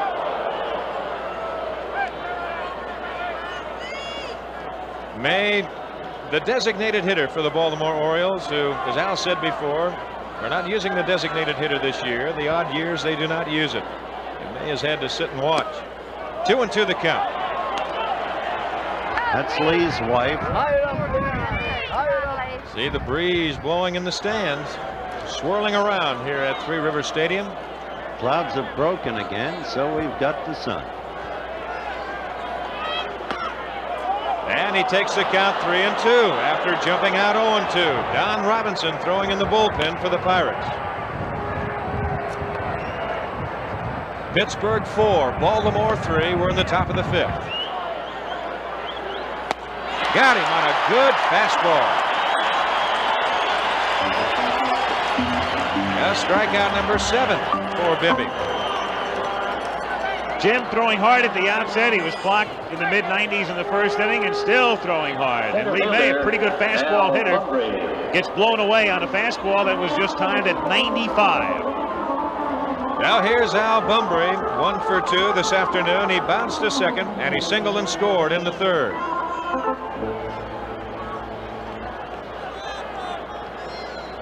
Tough ball game in the pattern. First 2 games, 1-run games. Yesterday, Birds by 4. This, 1-run game. Bumbry, as we've stated, in the same category as Omar Moreno, the type of man who's a catalyst on this club. You get him on base, and then look out. 1-1 the count. Bumbry extended his consecutive game hitting streak on artificial turf today. It's up to 20 now. Al wants to take a look at that ball, and Terry Tata, the home plate umpire, takes a peek at it and throws it out.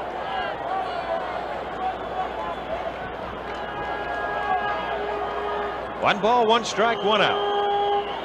And the man at bat wearing number 1, Al Bumbry.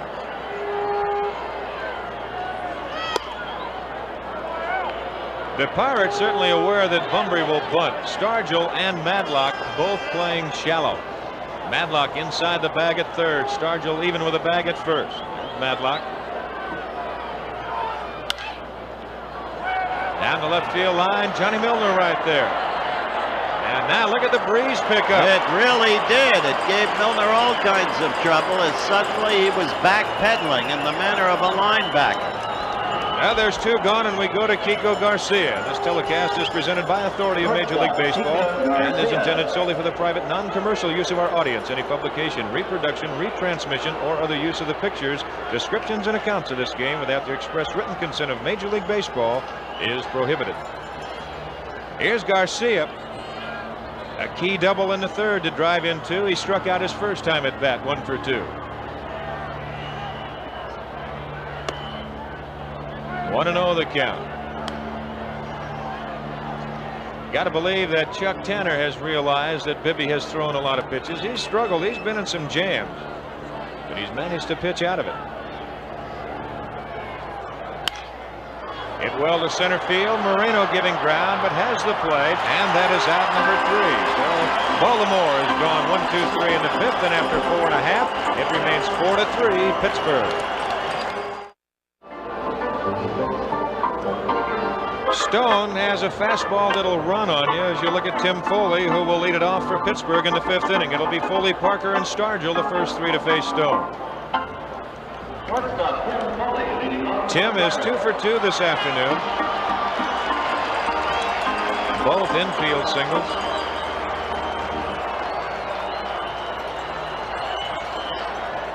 This game is still tied because of a brilliant play by Matlock on a grounded deep behind 3rd that looked like a down-the-line double for DeCinces. Matlock converted it into an out.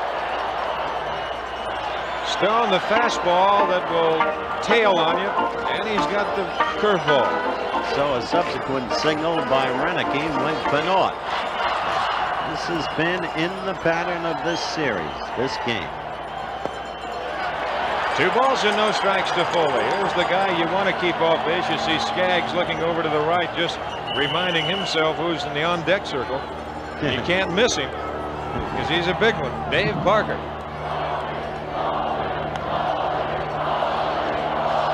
There's Dave. Hear the chant in the background. Foley, Foley, Foley. There you see the fastball. It'll tail back a little bit. Good pitch. Caught that outside corner. 2-1 the count. 4-3 Pittsburgh, bottom of the 5th.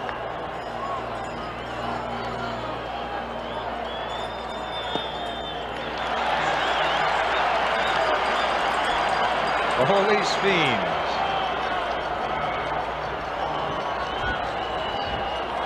This is a bad time to put Mr. Foley on. Good pitch. And Foley takes the count 3-2. You see Timmy taking all the way. He's looking for one thing, and that's to be a base runner when he got the 3-ball count.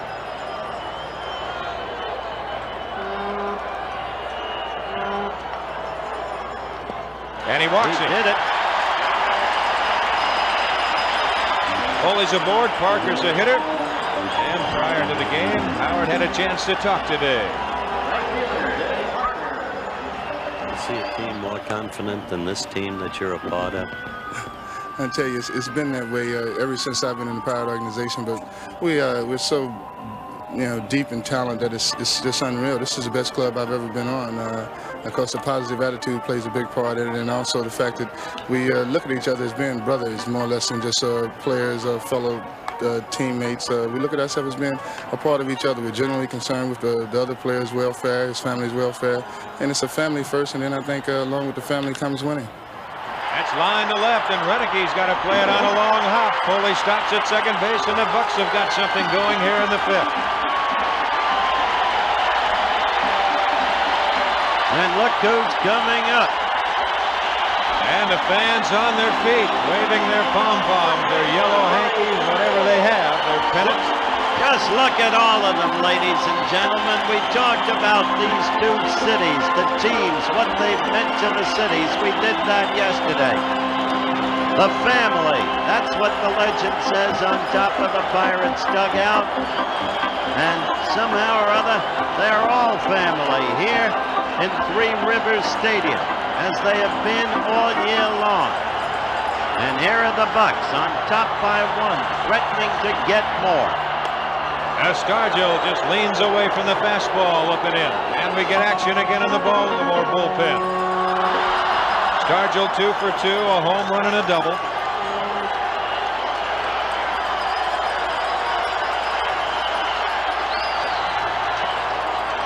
They wheel but no throw. Nobody's at the bag. There's the bullpen. Stoddard the right-hander. Martinez the left-hander.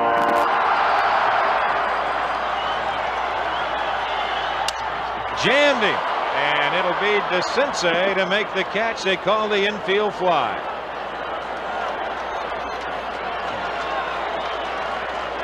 Now there's one away. And it'll be Johnny Milner. And you look at it again. We've seen this happen quite often in the series. The bat just shattering, breaking apart. And as Don mentioned, the infield fly rule in effect, even though it was a soft looper, the hand going up from Jerry Neudecker, the umpire at third, Stargell automatically out. Didn't you think he was trying to hit inside out? I think he was just trying to get some good wood on it. The way he took the swing, that's the way he approached the ball, Howard, and that's the way he got Walker went inside out. Yes, he did. Here's Milner. He has singled and scored in the second inning. He was walked intentionally in the third, and that was to load the bases, and Baltimore got out of it when Madlock it into a double play. 1 ball and no strikes to Johnny Milner.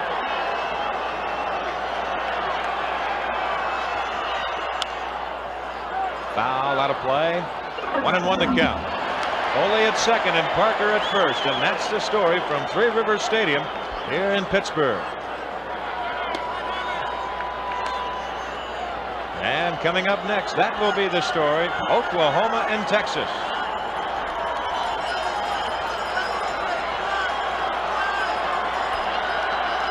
One ball, one strike, one out.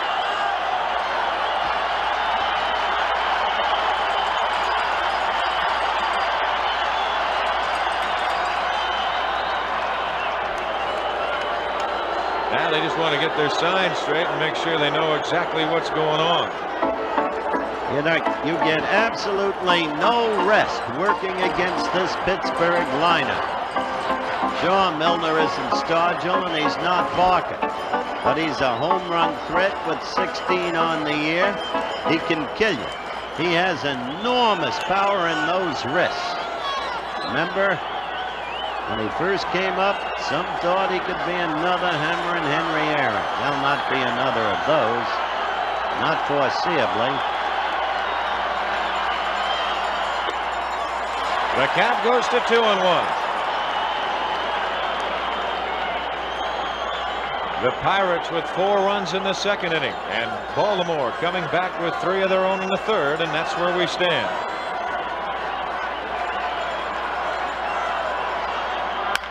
Hit hard, fair ball down the line. That'll score 1 and maybe 2. That's what I mean about Milner. Parker to third, he holds. Milner at second, and it's 5-3 Pittsburgh on the run-producing double by Johnny Milner. Now let's look at that Milner swing.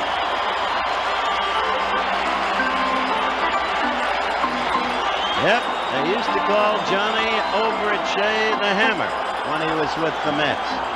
He's a quiet man. Look at it again. Has a fine, level swing with those wrists. Here comes Earl Weaver out as you look at the remainder of that play. Weaver out to the mound. Steve Stone did it to himself when he led off the inning, walking Tim Foley. Well, that was the thing that you could see Foley. That's all he was trying to do was get on. Weaver out with runners at second and third. Parker going to third. Dave limping just a little bit. We've mentioned before he's had that bad knee. Weaver has made no move as yet to what he wants to do. The hitter will be Madlock, and then you've got Ott hitting in behind him. It appears, see Weaver holding up those 2 fingers like that. They're liable to walk Bill Madlock. We'll have to wait and see. Maybe not. 1 out.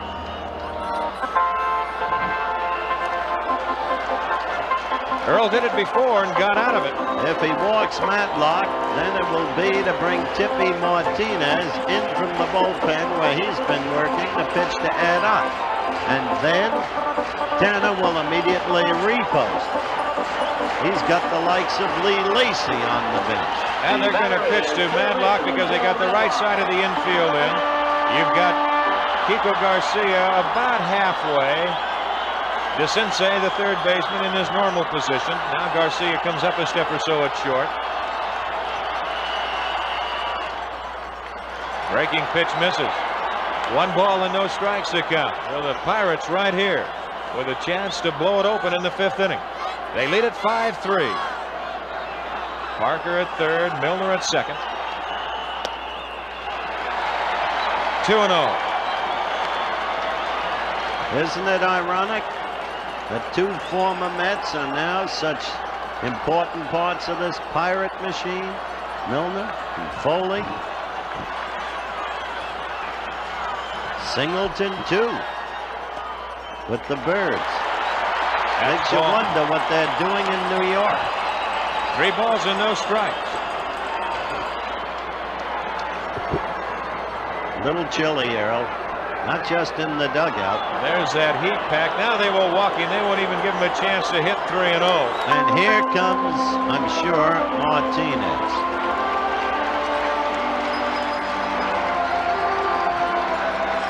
Earl Weaver, the 2 fingers, and they will play for the double play. Nope. He'll fool you every time. Well, I saw before when he held those 2 fingers up, I had an idea that that's what he had in the back of his mind. And they were going to maybe try just to pitch Madlock carefully. Well, they just decided to put him on. Here's Ott, 1 for 2, a long double. Good breaking pitch, 0-1.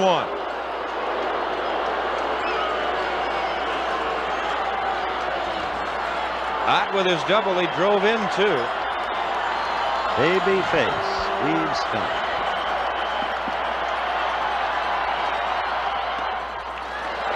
Backhanded by Skaggs.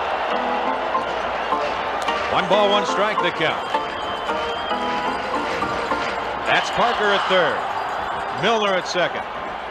Madlock at first. The bases full of Bucks.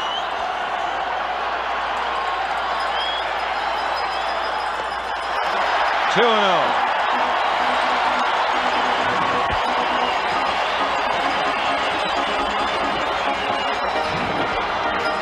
Well, these Buck fans come alive.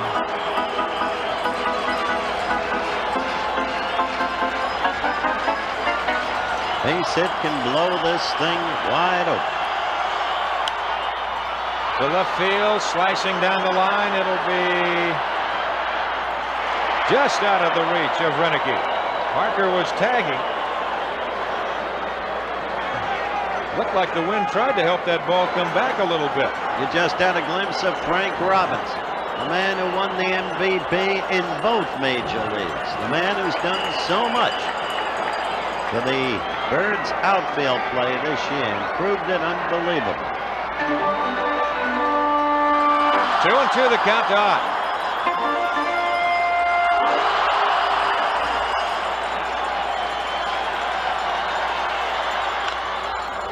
Foul, and that goes into the Pirate dugout. There you see that sign, the family, on top of the Pittsburgh dugout.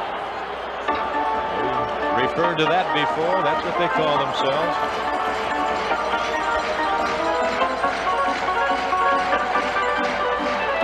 Infield double play depth. 5-3 Pittsburgh, bottom of the 5th.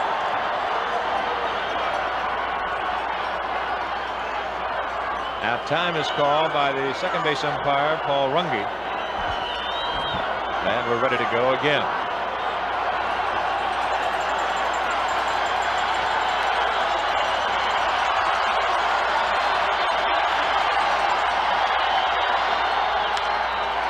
To left field, Roenicke's got a good arm. Parker tagging. He bluffs coming, and Roenicke guns it to DeCinces, and Parker, with good judgment, stays at third. And here is the kid who is 7 for 12 in this World Series, the leading hitter, Phil Garner. Garner 2 for 2 this afternoon. And he scored a run. That was in the second inning. The bases remain loaded, but now there's 2 outs. Well, the Orioles 1 out from getting out of a tough jam here in the 5th inning. They've given up a run. The Pirates lead at 5-3. Oh, do these two teams battle? Boy, they do.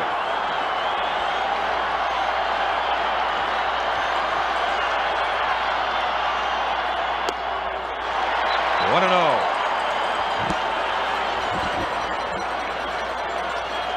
Steve Stone usually has very good command. On his game. Well, Garner's hitting in the series is .583. 2-0. There's no place to put him. It was the inning opening walk to Foley. Repeat that really touched off A, the run already scored, and B, the potential big inning. There's the strike, and the count goes to 2-1.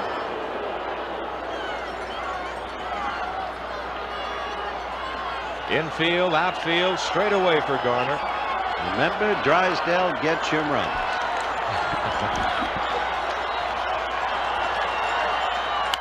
Hard to Garcia. He goes the short way. They get the force, and the side is retired. But the Bucks pick up a run and lead 5-3, and we'll be back with more baseball after this word from our local stations. Now Kenny Singleton will lead it off for Baltimore in the 6th inning. Howard had a chance to talk with Ken Pryor, and let's listen to their conversation. What gives you the edge, your team? I think it's going to boil down to the teams are very evenly matched. I will say this. I think that maybe overall we have more of a power hitting team than the Pirates. I think more than Parker, more than Stargell, more than Milner, more than Bill Robinson, more than even little Garner. And how about Matlock? You've got more power than that? I think we do. I think we've hit 181 home runs this year in a relatively tough ballpark to hit home runs in. Baltimore is not the easiest park to hit homers in. We do have, basically Pirates' power is left-handed, and if you go with Stargell and Parker, 2 of their greater home run hitters, and we can compensate with that. We'll go with Flanagan and McGregor, 2 fine left-handers. Now the words of Kenny Singleton as he leads off the 6th inning for Baltimore. It'll be Singleton, Murray, DeCinces to face Bibby, who has been on that bench. This last inning for Pittsburgh was 17 minutes. Now the last time that happened, he had a long inning when they scored 4 in the 2nd inning. Baltimore came back and scored 3. Bibby has thrown 88 pitches thus far.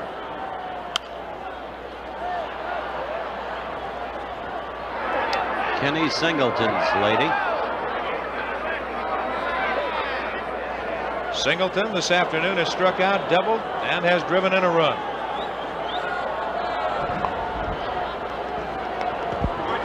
Bounces in the dirt. That got a piece of it, and you know that doesn't feel good on a day like today. Well, if the Birds have the power that Kenny says, the time has come, the Walrus said, to begin to show it.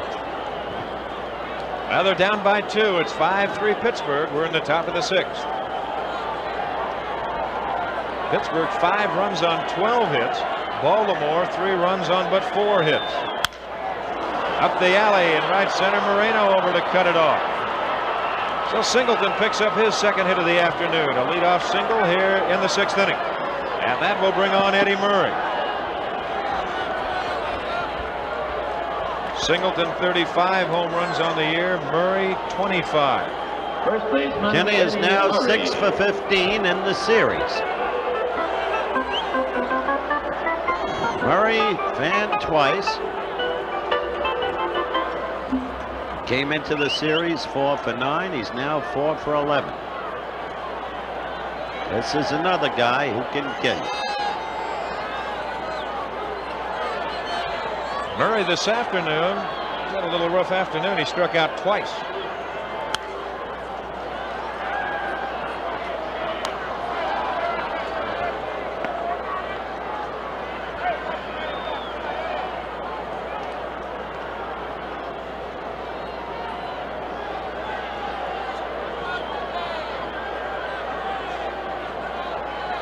Oh, 0-1 to Murray.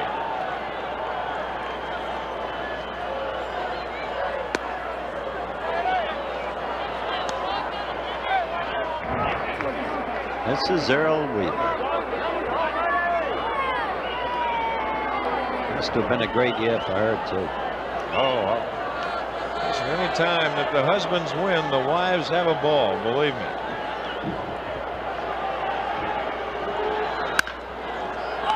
Just foul. Now Singleton will come back. They count 1-2 to Murray. Stargell is playing just in front of Singleton at first base. He's not holding him on. He's trying to cheat just a little bit if he can and try and move off there so he can try and maybe defense that hole just a little bit on that right side. You'll watch the positioning of Stargell at first.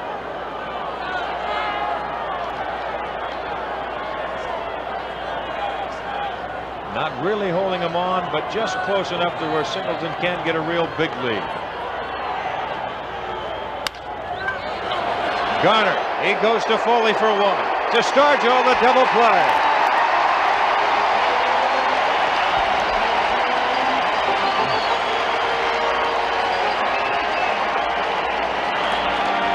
Eddie Murray started the series with a bang, but all of a sudden he has struck out twice today. And after Singleton with a leadoff single here in the 6th inning, it's a tailor-made double play down to Garner. Over to Foley and back to Stargell. The second double play pulled off by the Bucks today. So Murray, after the hot start, is now 4 for 12. That's true. And Bibby is holding together. And remember, his history is he gets past the 5th inning. Tough, tough, and tougher. Now he's got a 2-run edge. Bucks getting an insurance run last inning. Again, the Bucks failing to capitalize. Bases filled and 1 out. They failed to score after that. You watch Bibby rev up that ball, the size of those hands. I tell you, he can loosen that cover a little bit if he wants to. This is DeCinces. Whose hands are those? Kenticola, Bethel Park, Pennsylvania. You met him yesterday up close in person.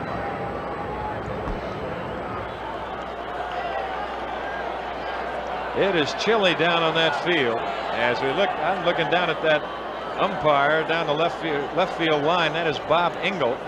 And that's what's coming up immediately following today's game. Oklahoma, ranked number 3 in the nation, faced by Heisman Trophy winner Billy Sims against Texas, ranked number 4 in the nation, and number 1 ranked team in total defense. That ought to be quite a game. Pete Jackson will be bringing you all that action.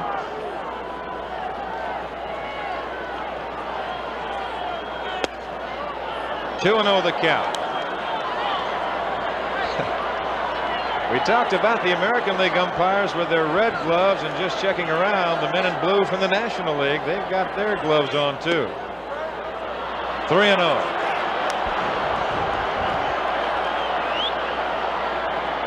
Three balls, no strikes, 2 outs, 5-3 Pittsburgh. We're in the top of the 6th. This will be Bibby's 99th pitch of the game. And he walks him with it. Regardless of his reputation for hanging tough in the late innings, the number of pitches he has already thrown, it would seem, have to take their toll on the arm. Well, the big thing about it, it's a little peculiar. That's only his 2nd walk. He's just thrown a lot of pitches this afternoon. That's all. You want a figure that's astonishing? Scott McGregor, as there's a little huddle on the mound, Scott McGregor yesterday threw 96 pitches. 78 of them was strikes. Well, he doesn't fool around. You look at him and Flanagan, and that's one thing about Baltimore. They go right after you. They don't waste a lot of time. During the course of the season, now here in this series, we've seen a little wildness of Steve Stone, and that could be just his first World Series game jitter. But they go right after you. Here's Renicky.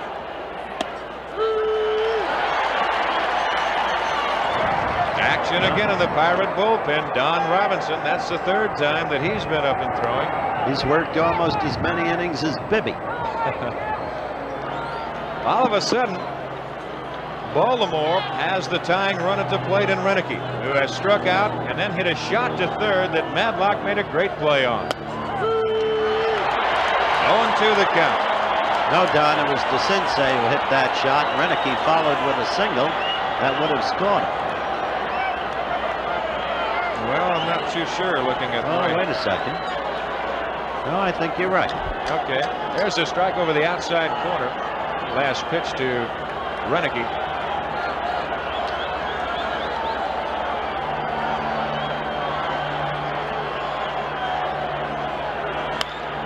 Loop foul right side.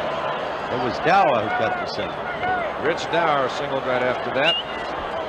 At that time, that would have possibly tied the game at 4. But that did not happen because Madlock made a great play, and Pittsburgh has thus scored another run, and they lead at 5-3.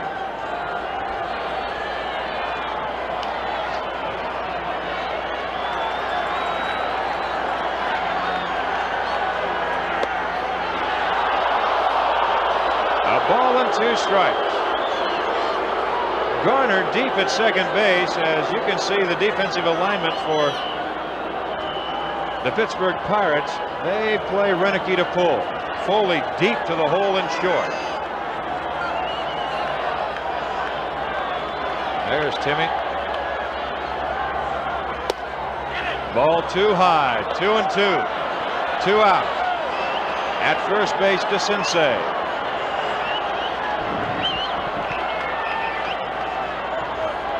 Kind of clouding over a little more. You can kind of feel that temperature starting to dip a little bit more too. The clouds, it's like they've kind of shifted a little bit. What has passed us looks like it might be ganging up and coming back at us.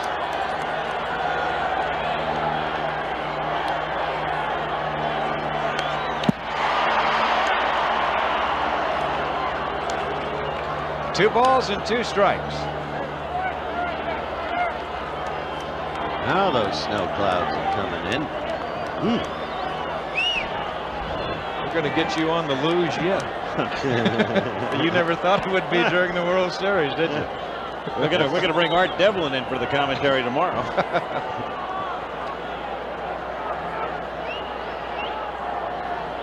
It's a coat or a piece of plastic or something that Dave Parker will flip over to Stan the Man Unusual. Don Stanhouse down in that Baltimore bullpen down the right field line.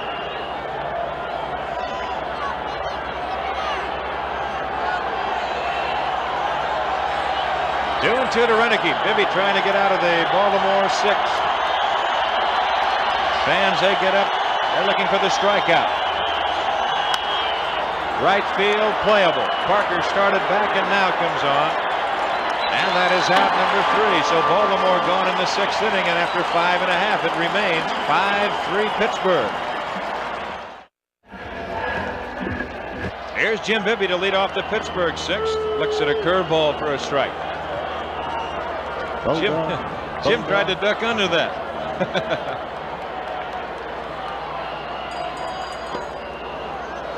0-2. At Yale, the cheerleaders dance to Lindy on the sidelines. Makes you feel like you belong. Got him looking.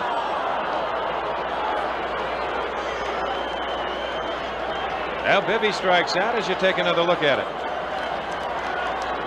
Stone had his problems in the 5th inning, gave up a run, but then worked out of further trouble. Takes care of Bibby here in what will be his final inning of work as you look at Jim Palmer, the starting pitcher in Game 2, and he'll be back. The starter in Game 6. He will be back, that young man. He told me today, I really feel great now. My arm is back. Well, the young man sitting next to him was the winter opening night, Mike Flanagan, and he'll go tomorrow. Here's Omar Moreno. 1 for 3 this afternoon.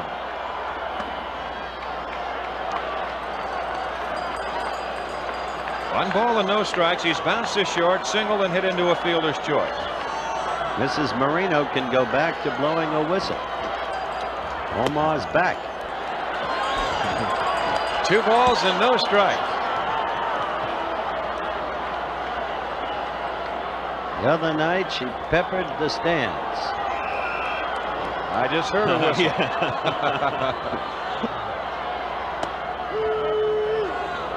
2-1 the count.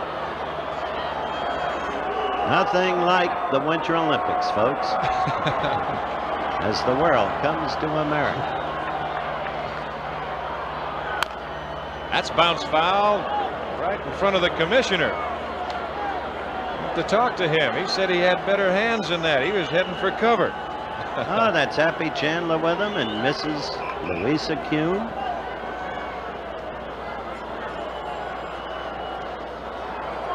There's a young Buck fan.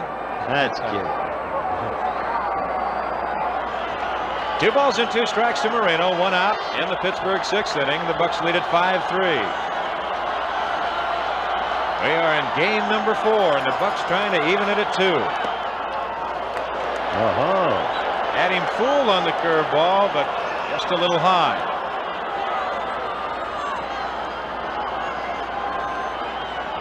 Full count to Moreno, 3-2.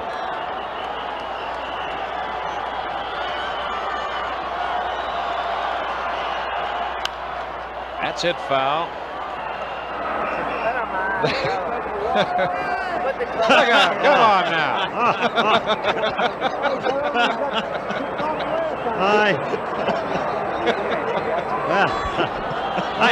I never thought I'd see that again. And that outfit he's wearing, I never thought I'd see that again.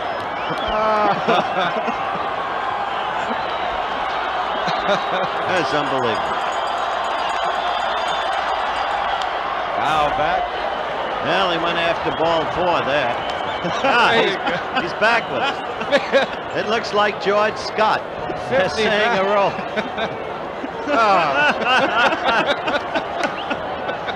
Let's do it every other play. Now you got to be tired when that can happen. 50,000 people in the stand. I'll say one thing. Our guys can pick up some shots.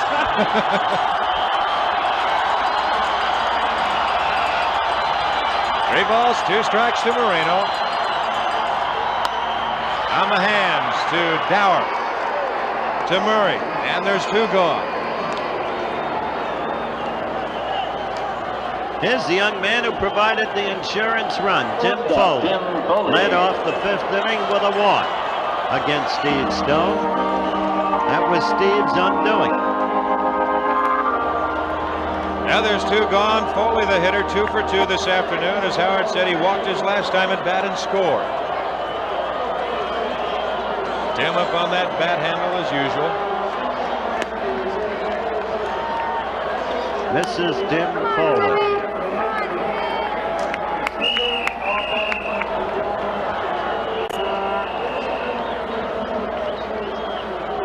One ball, no strikes to Foley.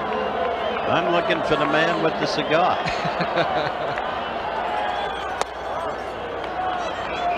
2 balls and no strikes. I have a feeling that we will see that picture again. I don't believe that will be lost anywhere. Takes me back to a time in the Houston Astrodome when the Raiders were killing the Oilers. There's the strike and the count, 2-1.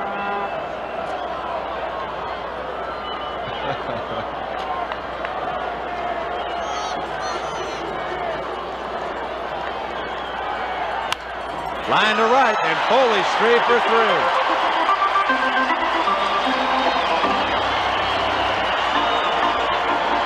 Now Tim Foley's bat comes to life here this afternoon. His 3rd base hit as he stands at first base. And that brings on Dave Parker with 2 outs. And the Bucks leading 5-3.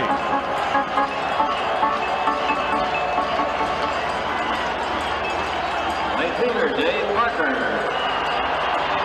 Parker is hit into a double play. He's flying to center, and his last time at bat, he singled.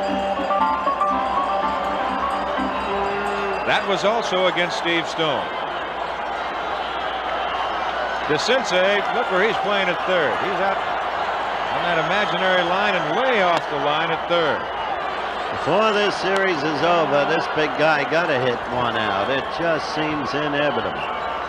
That line, kind of the line that would be from the, you're playing on grass and dirt, it would be where the outfield grass meets the skin part of the infield. That's how deep the DeCinces is playing. 2 balls and no strikes. Tippy Martinez at work again in the bullpen.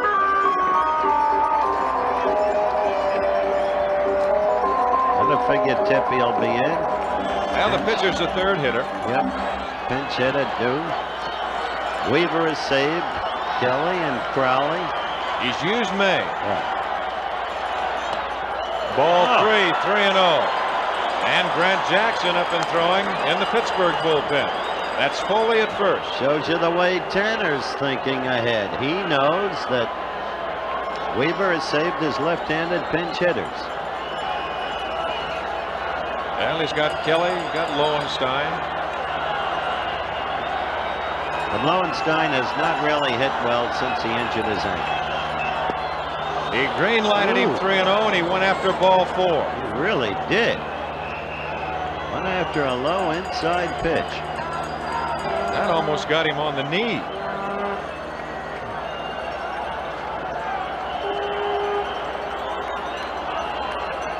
Now the count 3-1.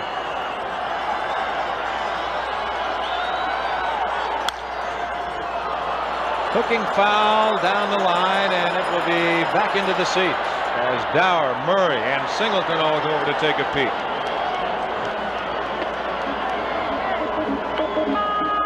Now with a full count to Parker, 3 balls and 2 strikes and 2 outs. Foley will be off and running at first base. Hear that music in the background, and they call Parker the Cobra.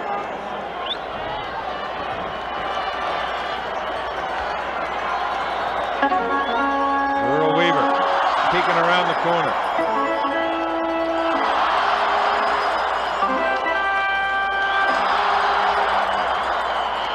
Sky's getting darker. Runner goes. Left field, shallow, Renicky and Garcia, and it's going to drop, and it goes by Renicky. Here comes Foley on the double by Parker. It is 6-3, Pittsburgh.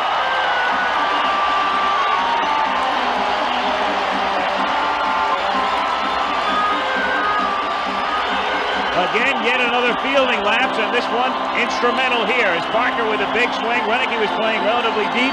He came loping in initially, as if he thought maybe Garcia had a chance, and Kiko had none whatsoever.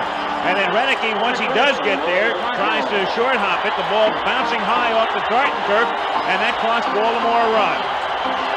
And good hustle by Foley, who was running on the 3-2 pitch. He scores all the way from first base as Stargell stands in. In the meantime, Pittsburgh is in the process of icing this ballgame. That's their 14th hit of the afternoon, but they've got 6 runs to show for it. That's one of the tough plays right there. The big swing, Renicky was playing very deep. But when you get up on top of that ball, that's fouled away. 0-2 the count. Got to play very deep in all parts of the ballpark on Dave Parker. And the big thing, when that ball bounces. There's the whistle and Mrs. Marino.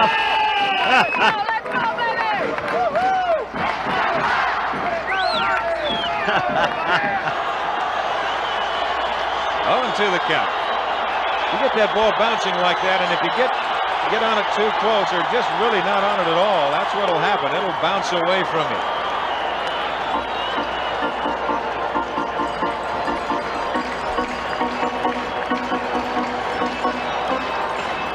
Well, it's 3:30 now, and under other circumstances, we'd be coming on the air with Texas, Oklahoma.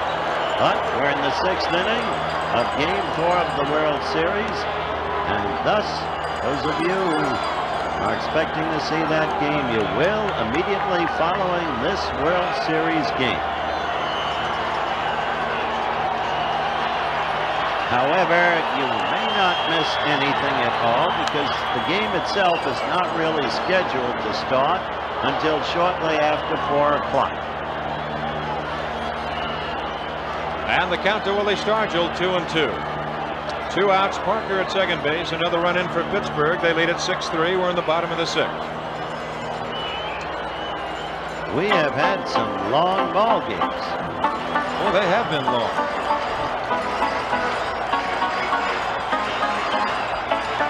Tim Stoddard gets up to join Tippy Martinez down in the Baltimore bullpen. Got him. Now Pittsburgh is gone in the 6th inning, but they pick up a run on 2 hits. As you look at this pitch again, good sinker, and through 6, it is 6-3 Pittsburgh. That's the story from Three River Stadium here in Pittsburgh. I'm Don Drysdale with Al Michaels and Howard Cosell. Pittsburgh on top by a score of 6-3. 6 runs on 14 hits and an error through 6.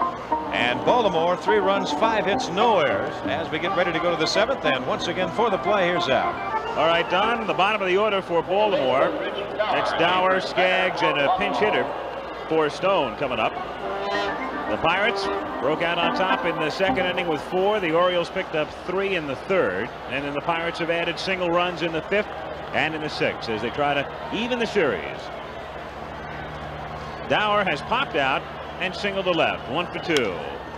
Fly ball to right center field. Marino waves Parker off. And there's 1 gone. There are continuing nuances in a series like this, where the teams ride an elevator, exchanging victories, but very clearly certain things do emerge. The artificial turf did not help Baltimore on that play by Renicky, because if Renicky were familiar with artificial turf, he could have anticipated that errant bounce that led to the 6th Pirate run. Dave Skaggs, 1-0 the count. Stone due up next, and Pat Kelly has come out into the on-deck circle for the Orioles. I believe on that last pitch, I don't know if we have it, that's Pat. I believe that ball just missed Ott's glove completely and just hit Jerry Tater right in the shin guard.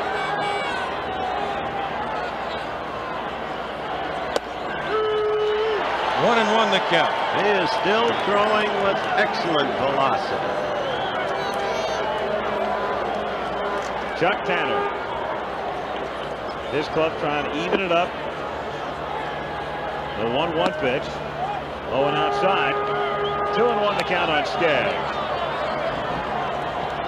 That last pitch as you talked about the velocity, they clocked it at 92 miles an hour, so the big guy's still humming.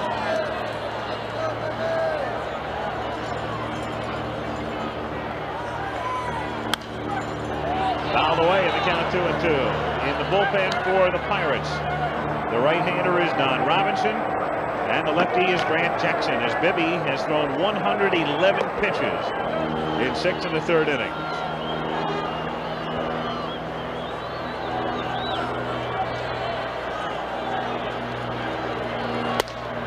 Three and two. Yeah, it'll just give you an example of how strong Jim Bibby really is.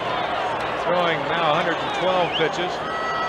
He's been in some jams, and he's still humping it up there at 92 or 93 plus. Well, he hasn't been in jams recently, and that's the key. He gets stronger once past that 5th inning, as I have stated. Hit to the hole by Madlock for a base hit. Skaggs has his first hit of the day. And that's hit number 6 off Bibby. So now Pat Kelly will come up with Skaggs at first base and 1 down. Kelly, the second pinch hitter utilized by Weaver today. Lee May came up in the 5th inning and struck out. Well, this is exactly why Earl saved his left-handed pinch hitters. Using Kelly now, and he's got Crowley. He's also got Lowenstein if he wants to try him despite the sore ankle. Weaver. Now there's a lineup card. They'll just put it up there. That shows you the Baltimore lineup.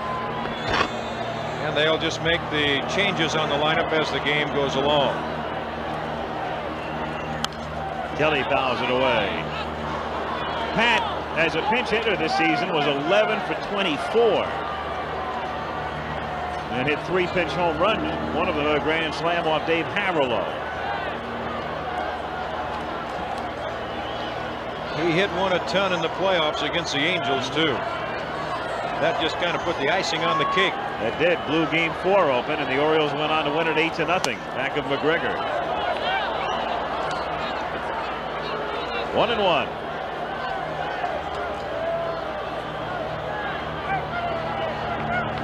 Well, we talked about Jim Bibby and his brother Henry, Pat Kelly and his brother Leroy. What a football player he was. Cleveland Browns. 1-2. Morgan State.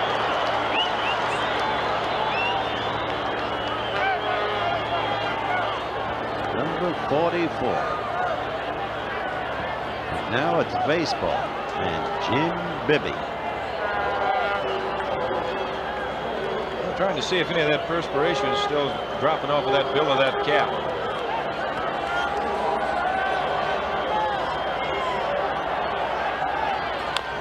Half swing, little bouncer to the right side. Stargell looked at second, then goes back, and no, he was not on the bag. They call him safe as they contend Garner was not on the bag. Jim McKean made the call, and Chuck Tanner is right there. Well, Garner thought he caught the outside part of the bag, and McKean said, nope, you stood right here, you missed it. You got to be careful when you're Tanner, because you get that chew of tobacco over there in your cheek, and all of a sudden you get out there arguing, it becomes dislodged. Boy, you can. Let's take another look at it.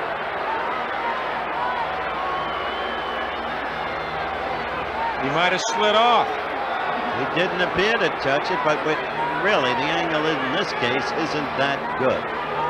But it doesn't matter. The decision's made. And suddenly, let's isolate on Willie on the play. Willie wants to go to second base, I think, Howard. Now that's what cost Willie, right there. Taking that time to look at second, deciding against it. Now, from that angle, it makes it look like he was outside the base. But meanwhile, Tanner has gone from first base to the mound, and Bibby will be coming out here in the 7th. 6-3 Pirates.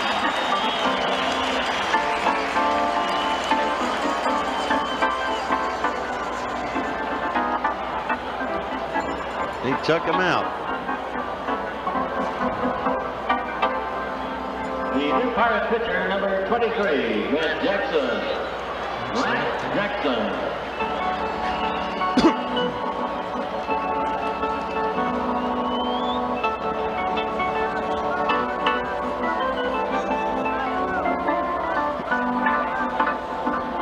I don't know. You still can't tell, fellas. They didn't exactly shell Bibby, I'll tell you. Skaggs with a seeing eye single, and Kelly with that garbage.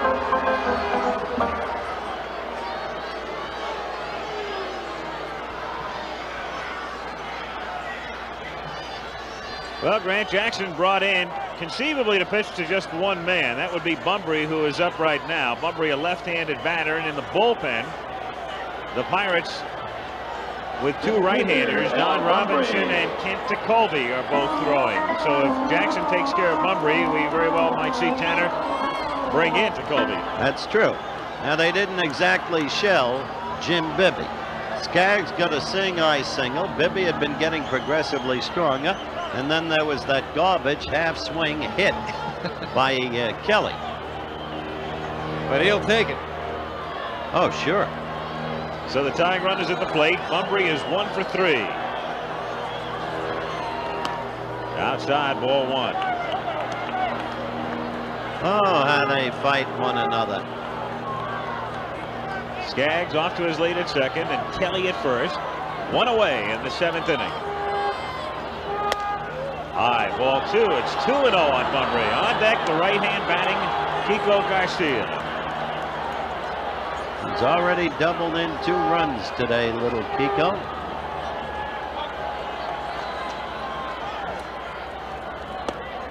And it's 3-0.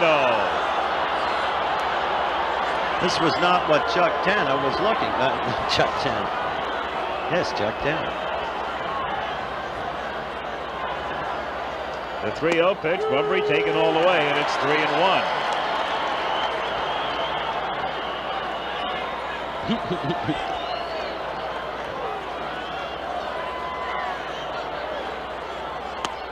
Got the corner, 3-2. All right.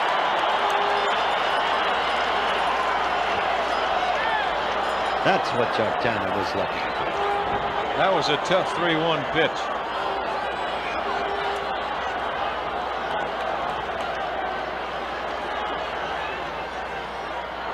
The 3-2 to Bunbury. Bouncing ball hit down to Foley to Garner 1. Back to first. They double him. No runs, 2 hits. Man left. Jackson does the job. In the middle of the 7th, it remains 6-3 Pittsburgh. Now let's take a look at that double play that ended that little uprising by Baltimore. Foley to Garner. Now the return throw to Stargell. Very close at first base. Jimmy Fry, the first base coach, he kind of jumped up in the air on that call. As you look at the new Baltimore pitcher, Big Tim Stoddard. Now you look at this, you'll see Willie cheated just a little bit, which is the mark of the good first baseman. Close play, and Jim McKeon right there to make the call. Here is the huge one, Stoddard. They go from the 5'10" Steve Stone to the 6'7" Tim Stoddard. Former basketball player at North Carolina State. Teammate of David Thompson there as the Wolfpack won an NCAA championship. And coming up, of course, immediately following this one, Oklahoma and Texas. The game has not yet started. Still pre-game festivities, so you do not figure to miss much, if any, of it. Oklahoma and Texas. John Milner. It's Marion Milner. And there's husband John. And as you look back on this ball game, this guy got as big a hit as there was. A double down the right field foul line with 2 on, and he built up the 5th run, brought it in with that hit for the Bucks. That put him not 1 run ahead of the Birds, but 2. Gave him a little breathing room as the count goes to 0-2. Milner, Madlock, and Ott. Stoddard, signed by the White Sox, released by Chicago, picked up by Baltimore. Spent some time on the disabled list this year as Milner hits a fly ball to shallow left. Garcia goes out, and Kiko will put this one away. So 1 down here in the 7th inning, and up comes Madlock. This has been a long ball game. It's been a ball game of squandered opportunity after squandered opportunity by both sides. Correct, Twin D?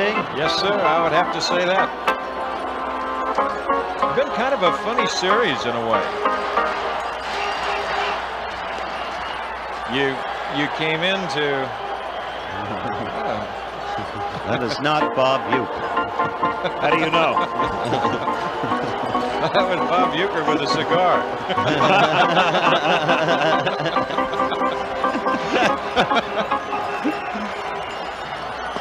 2-0 the count on Madlock. You know, we've had lousy weather, to say the least, and you look at these 2 ball clubs and they've executed well throughout the course of the year, and we've seen some shoddy play throughout the course of this, but you've got to attribute that to, really, I would say 99 9/10% of that to the bad weather that we've had. But it's been bad weather for both sides. Temperature at the start of the game in the upper 40s, but it was a lot warmer because the sun was shining brightly. Hi, Guy. 2-1. Temperature now feels like it's about 28.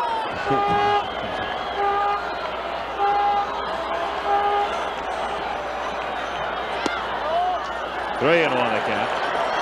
You know, you talk about the good play Madlock made before, the instrumental play at third. It's interesting because at one point a couple of years ago, the Giants thought he couldn't play third anymore, moved him over to second. Then when the deal was made with Pittsburgh, they put him back. Ball 4. And it was a big deal for Pittsburgh because that took Garner off at third and put him at second. That's exactly right. They knew they needed help because in the infield, Rennie Stennett. And it's really a tragic case because he was one of the finest second basemen in all of baseball. A couple of years ago, broke his ankle. Hasn't played up to his ability since because of the injury. They needed help. They moved Garner over to second, put Madlock at third. That's Mrs. Eddie Ott.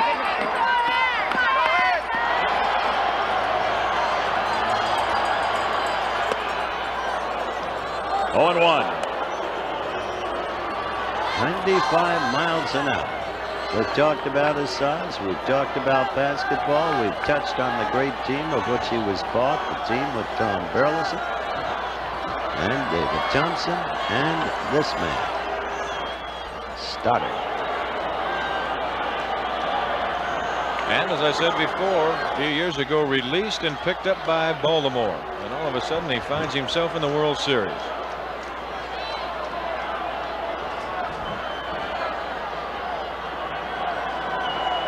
Stoddard, the 4th pitcher used by Weaver today. You know, when he was released, you just knew that he was tickled pink. He told Baltimore, he says, I'll do whatever you want me to do. I'll go anywhere you want me to go. He's thankful for the chance to play. They send Madlock as Ott fouls it away, and the count is 0-2.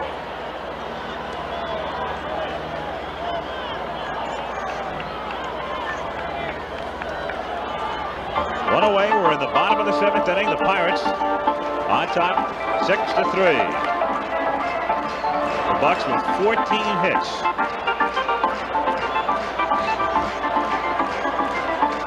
Foley leading the hit parade with 3.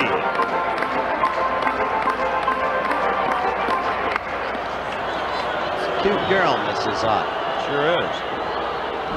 I've been watching Bob Engel down the left field line. He is freezing out there. He is absolutely freezing. What's so look at you think he isn't cold? Hit down the line, curling foul out of play. It stays 0-2.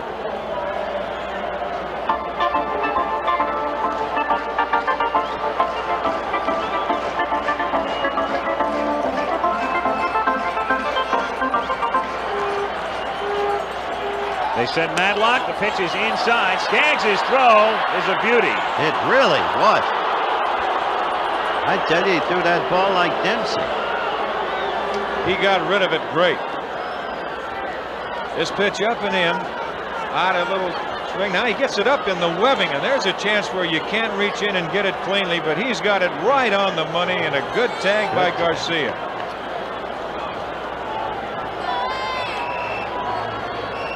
So 2 down with the bases empty. 1 ball, 2 strikes, the count on Ott. It's right to send him, though. Bouncer foul. Now Tanner, since coming over to Pittsburgh, the Pirates, remember, they were a tough club that relied solely on power. As you look at some others, Alabama routing Look at Florida. that. Well, I guess the Big Bear's too old to coach. Look at Nebraska at halftime. And the Buckeyes giving it to the Hoosiers 40-6. And of course, following this one, we'll go right down to the Cotton Bowl in Big D for Oklahoma, Texas. 1 ball, 2 strikes to count. Look at it. Back off Stoddard, and it rolls right down to Murray, who's going to make the play. That looks like one of those. That looked like one of those Steve Miserak pool shots. I'm just plain showing off. I guarantee you that hurt. You could hear that crack all the way up here. Got him in the shin. Look at that. Right to Murray. End of 7. It's still 6-3. Pittsburgh will be back in Pittsburgh after this word from our local stations. 2 switches for the Pirates. Bill Robinson goes in for defensive purposes, replacing John Milner in left field, and Don Robinson comes in to pitch. So Grant Jackson was called out of the bullpen to face one man, Al Bumbry, did the job, got Bumbry to hit into a double play to end the top of the 7th inning, and now they put it in the hands of Don Robinson, who appeared in games 1 and 2. Had last night off, and back in here to try to pick up the save. Here's the lineup tonight on ABC. And what a lineup it is, my friend. First 2 hilarious new comedy hits, The Ropers and Detective School. Following, it's an all-star love boat, then Bob Wagner and Stephanie Powers in a great new adventure series, Heart to Heart. All tonight, beginning at 8 o'clock Eastern, 7 o'clock Central Time. ABC still the one. Too bad you're going to miss it, though, because I am going to take it to that hockey game tonight. That will be the day. 8th inning at 6-3 Pittsburgh. See, they're right with us. Kiko Garcia. Scout Charlie Walgren's got to be a proud man, just retired after last night's performance. He was the man who signed Garcia. Looks at a strike. Didn't they also sign the Angels manager, Jimmy Fregosi? Yeah. Specializes in shortstops. Johnny Robinson.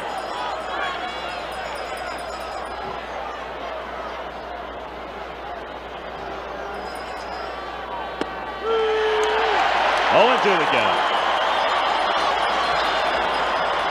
Well, you mentioned yesterday Kiko up there from the Bay Area. That's where Jimmy Fregosi's from. Garcia, born in Martinez, California, living in Walnut Creek. Jimmy would never have made it without Bobby Cannell. Well, he's got to go high on that list for Manager of the Year in the American League, the job that he did.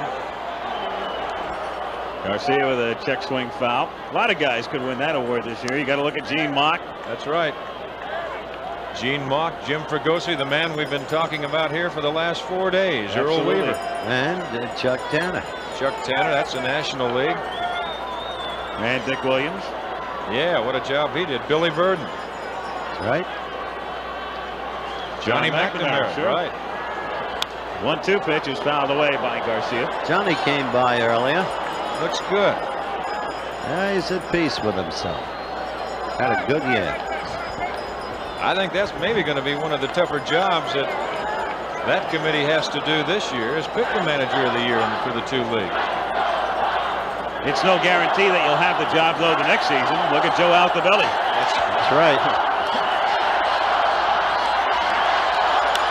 1-2 pitch, loop to shallow right field. Parker got a late start, then has to short hop, and it's a base hit for Garcia. Dave did misjudge it.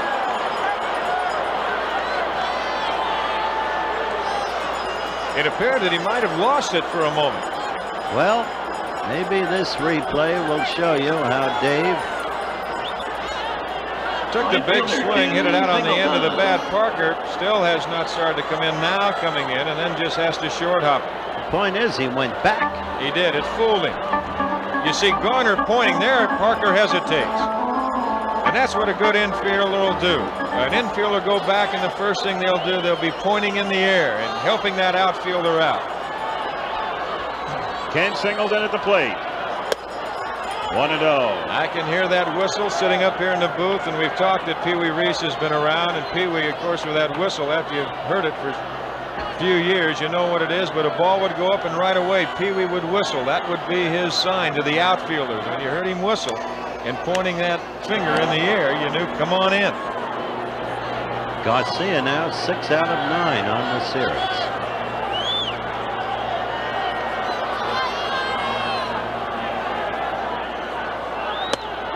A strike. This program, an exclusive presentation of ABC Sports. Let's pause 5 seconds to allow our local stations to identify themselves. That last pitch was a beauty. A fastball that tailed off. 91 miles an hour. Lights are now lit, and there he is. What an unlikely looking figure for the great pitcher he is. 2-1 the count. Now they've turned the lights on here at Free River Stadium as it is clouded up, getting darker and colder by the moment.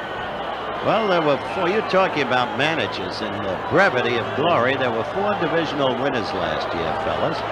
Lemon, Herzog, Ozark, and Lasorda. Only one remains, Lasorda. 2-1 pitch is hit off the glove of Foley and out into left field. And stopping at second, Garcia. So the Birds don't give up. Watch this. Great effort. Great effort by Tim Foley. Timmy making the dive. Just got a glove on the ball, but I don't know if he could have made a play on it if he'd have come up with it anyway. If ever a guy is due, it's Eddie Murray. So suddenly Robinson's in trouble. Not totally his fault. Parker going back on a ball he should have come in for. So the Pirates, who've already pulled off 3 double plays, in need of another one here. Murray has struck out twice and hit into one of the double plays. So Eddie, after a hot start in the series, is now 4 for 12. 2 on, nobody out. 8th inning, 6-3 Pittsburgh.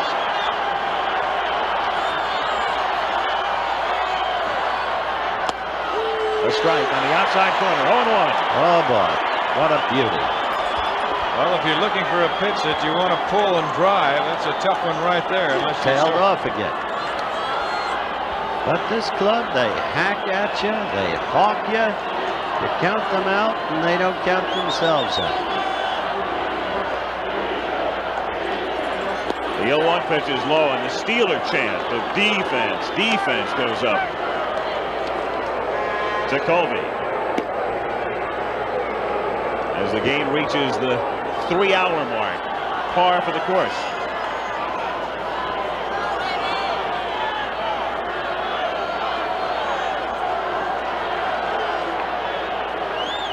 The 1-1 pitch. Oh, what a beauty. Oh, did that fall down? Oh, what a breaking pitch. Fell off. in tight. Look at this again. This is just a mismatch on this one pitch and this swing. Not going to hit that ball. 1-2, DeCinces on deck.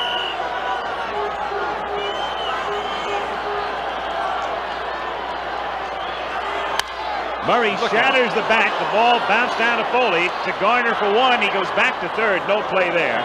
So runners at first and third, one out, and the meat part of the bat winds up in the stands back of first base.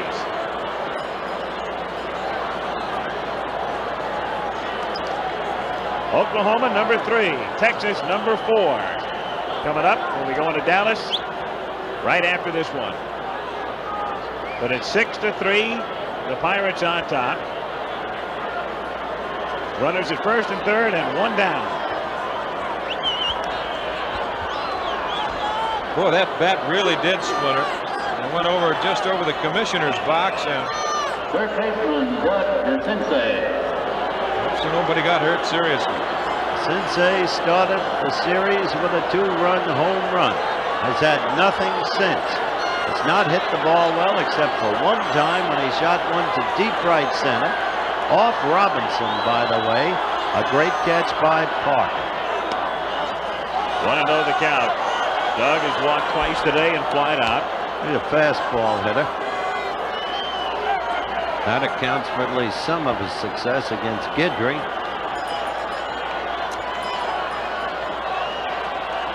He's hit 4 home runs against Guidry, which takes him doing. 1-1. Boy, that fastball really dove in on him. 94 miles per hour. Putting everything into it.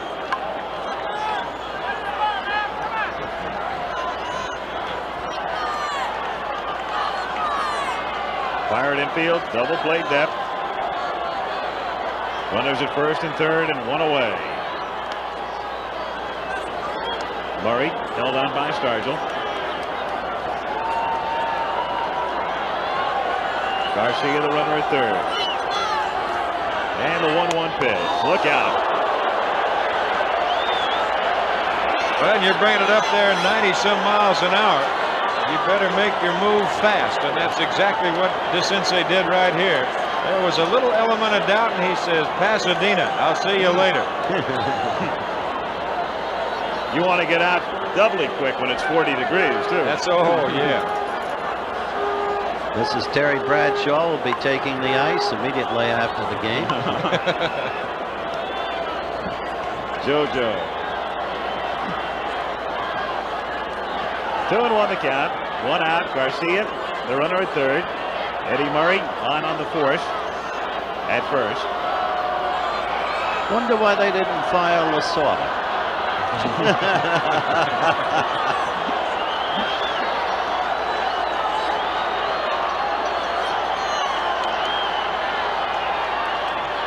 Two-one pitch is fouled back. 2-2. He had a swing at that. He was just about on that one. Can't fire Tommy. Get him out of the game lose half its color.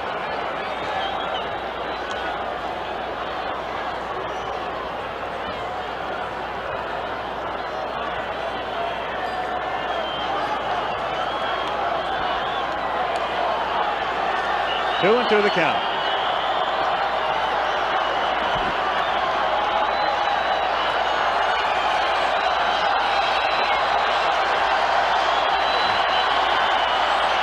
Well, the fans aren't rooting for a rally. They're rooting for a strikeout here. And they almost get one. They appeal? No. Ball 3. 3-2.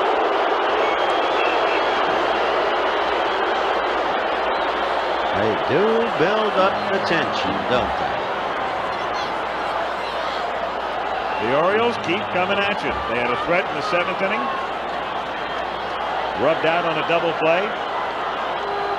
Again, the tying run to the plate here in the 8th inning. One out.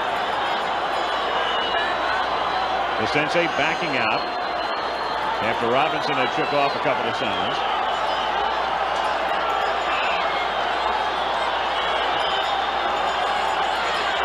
The 3-2 pitch coming up. Ball four to load him up. So the bases are loaded with one out here in the 8th inning. And Gary Renicky is the batter.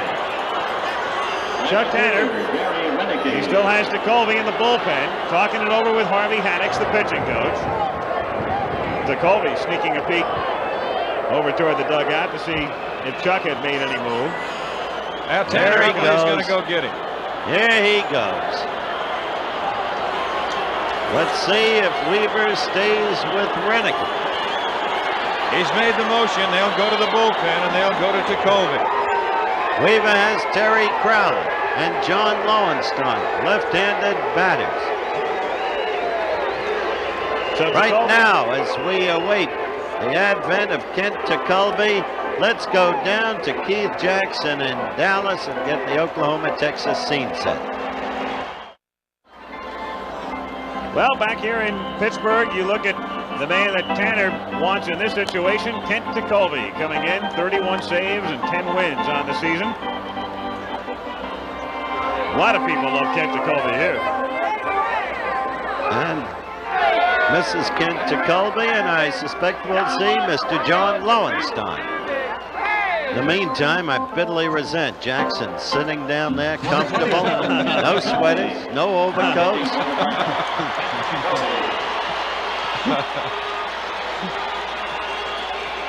Well, here comes Lowenstein with the bases loaded and one out.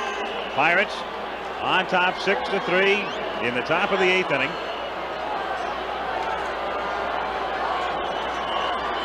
DeColby, the 4th pitcher, employed by Tanner today. Kent went to the well 94 times during the season. And of course, he will go to the well every day until the water runs dry. Here's a tough job for a pinch hitter. You've been sitting in this cold, cold weather, and all of a sudden, here you are, one out in the 8th inning, and you're asked to come up and deliver. 0-1. Well, he did it in game 1, of course, of the playoffs in Baltimore, beating the Angels with an opposite field home run. He did that. But apart from that one hit, John has not been hitting much of anything at all. And Palmer says it's the ankle. The 0-1 pitch. Up and away. Bases loaded. Garcia at third. Murray, the runner at second. And DeCinces at first. One out in the 8th inning. 6-3 Pittsburgh. Big hole on that right side because Willie Stargell has to guard the line.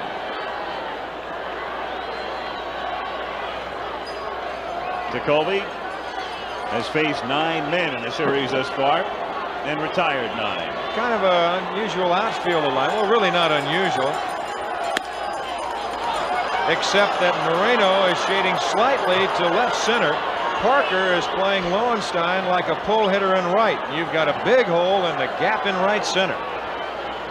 Madlock has to guard the line at third.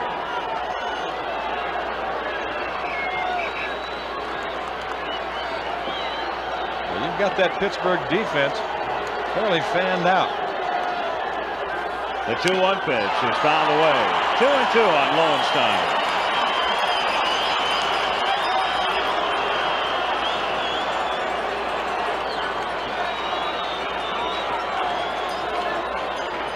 These two teams play a game. They get back to their respective quarters in a state of shock. Absolutely in shock. They give everything.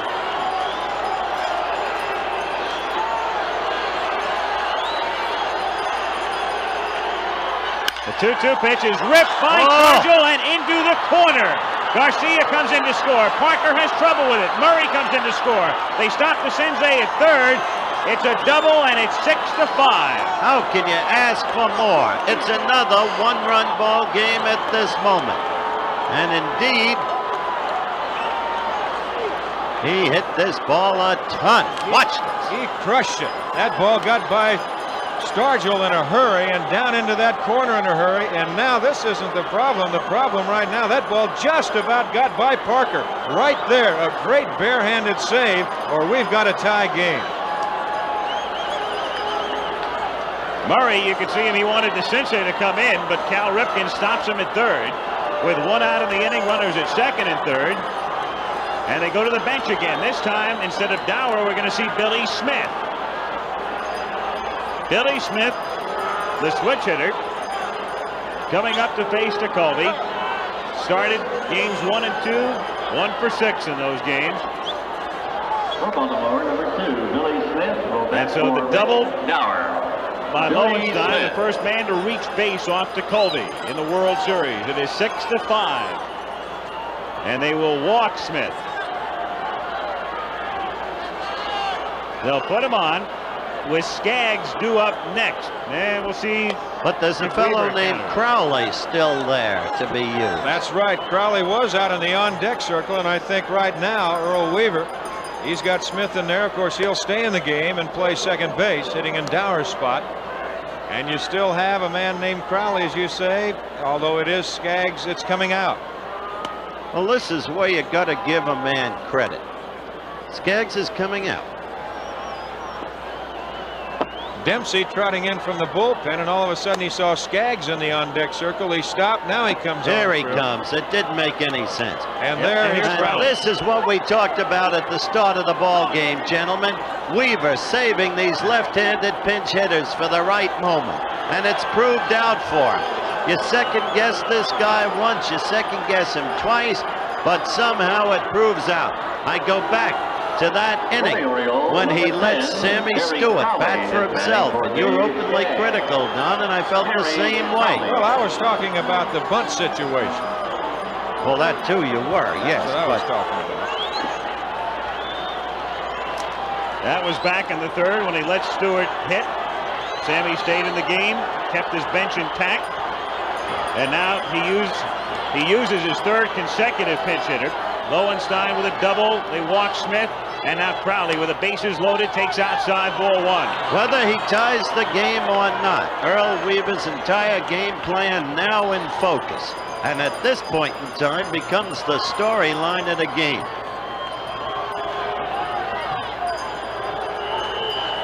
Pirate infield, double play depth with the bases loaded. The 1-0 pitch is beaten foul off to the right. 1-1. Well, Tekulve worked, what, a few innings last night. Bases loaded with DeCinces, the runner, at third.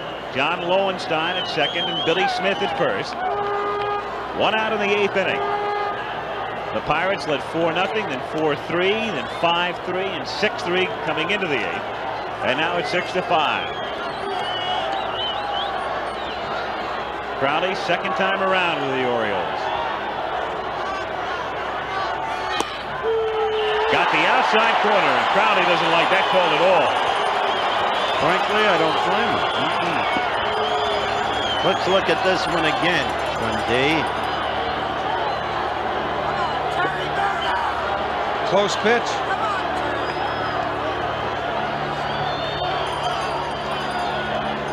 One and 2. Chopped foul. You know, sometimes you just sit back and think, and Earl Weaver right now, he's yelling for a base hit.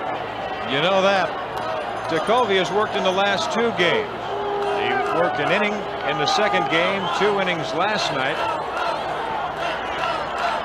And now coming back today, and after being in 94 games in the course of the regular season. Crowd chanting, "Let's go Bucks." The 1-2 to Crowley is way outside. 2-2. Weaver going deep into his bench. They have only 2 non-pitchers who've not been used, Belanger and Ayala.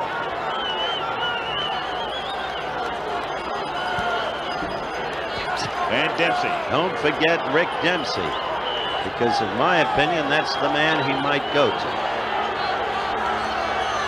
The 2-2 pitch is lined into the right field corner, and Baltimore will take the lead as DeCinces comes in to score to tie it. Smith follows to make it 7-6, and the Orioles have come up with 4 in the 8th, a double for Crowley. It's hard to believe, isn't it, ladies and gentlemen, the way that man uses the entire roster, the way every man comes through at just the right time. Look at them. There is joy there, and you can understand it. But the little cocky Banner, he's the guy. They ought to give him, if Baltimore should win the game ball, the whole 108 stitches.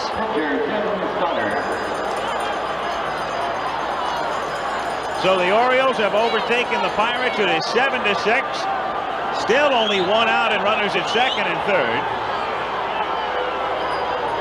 And he stays with Stoddard. Harry Crowley off the bench. He and Lowenstein both producing two-run doubles in the 8th inning. Tim Stoddard up for the first time in 79.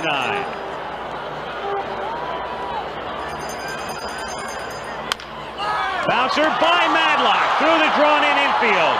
That'll score a run. Crowley stops at third, and it's 8-6.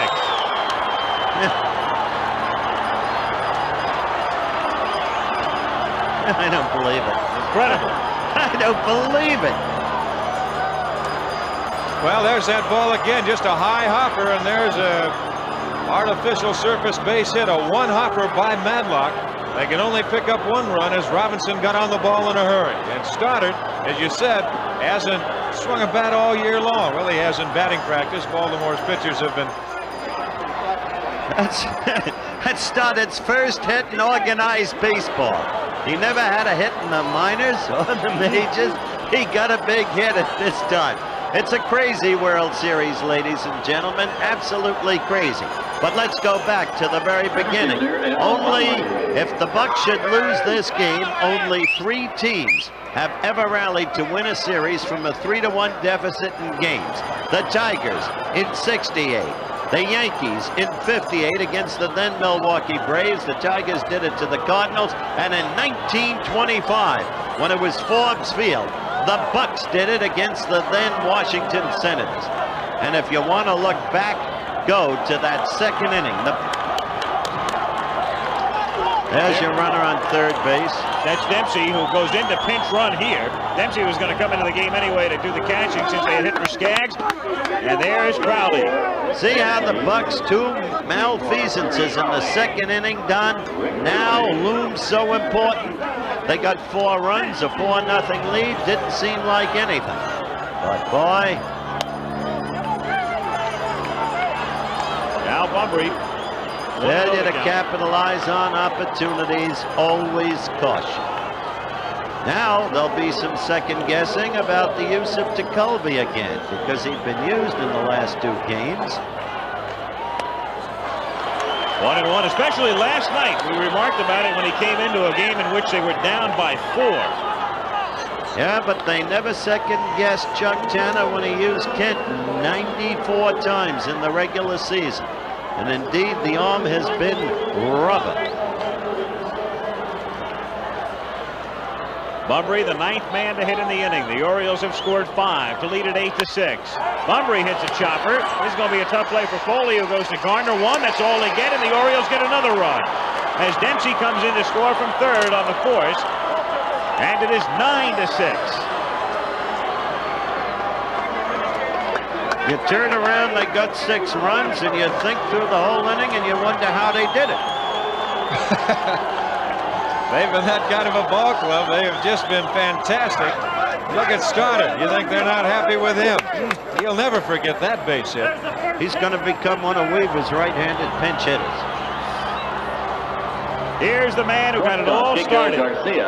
Led off in the 8th inning with a base hit, the 10th man to bat. 6 runs and 5 hits in the inning for the Orioles. 0-1. And let's go back to that base hit. It was a base hit that Parker appeared to lose for a moment. Right? Absolutely right. Singleton followed with a hit. Murray hit into a force. DeCinces the walk. And then the big blows, the doubles by Lowenstein and Crowley. 0-2 the count. You can't have the opportunities Pittsburgh has been given and squandered as many as they have. And even as Don mentioned Parker misplaying Garcia's single, remember the 3-run rally, the 3-run rally in the 3rd for the Birds was started by Matlock's error. They send Mumbrey, but it's academic because Garcia strikes out. The inning is over, but the damage was done. 6 runs, 5 hits in the middle of the 8th inning. Baltimore 9, Pittsburgh 6. Here are the changes now as we go to the bottom of the 8th inning. John Lowenstein stays in the game in left field. Billy Smith stays in the game at second base. And the pinch runner, Rick Dempsey, stays in the game back of the plate as Phil Garner leads off.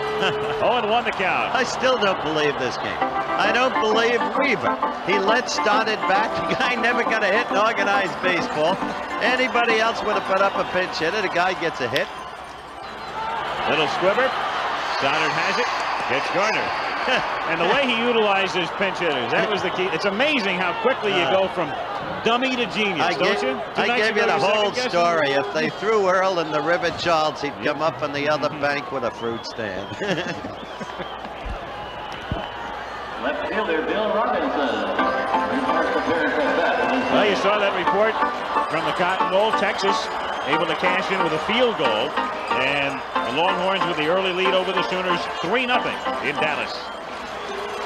Bill Robinson, he's batting in the number 9 spot. He was inserted there when he came in to replace Milner. A strike. The pitcher, Colby, is hitting in the number 5 spot. So we're down at the bottom of the order with Marino waiting on deck.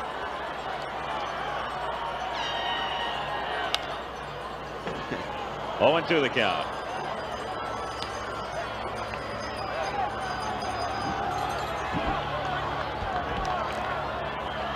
Would you have pinch hit for Stoddard? I'd have thought probably would have. Yeah, I probably would have. I'd have tried to get as many as I could. Not that man. No, I'll say one thing. The way things have happened for Baltimore, maybe it's in the cards. Frank Robinson is learning.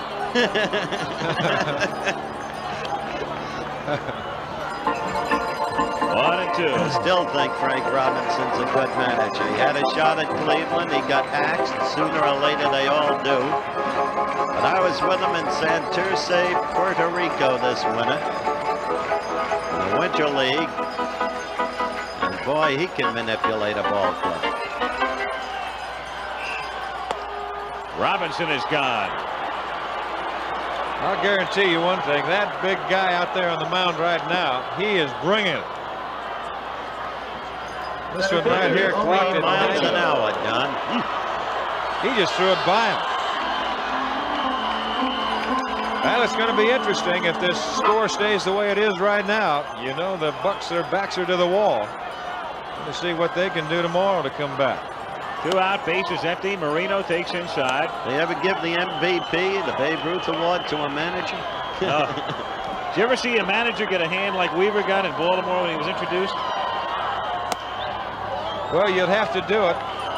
When you look at this right here, he would have to go right at the top of the list of things that he's done. He has proved something to me. I've seen Earl for the last, I don't know, 8 years in the American League and broadcasting American League games, but he has shown me something here that I'm scratching my head. It's begun to bleed. He's something else.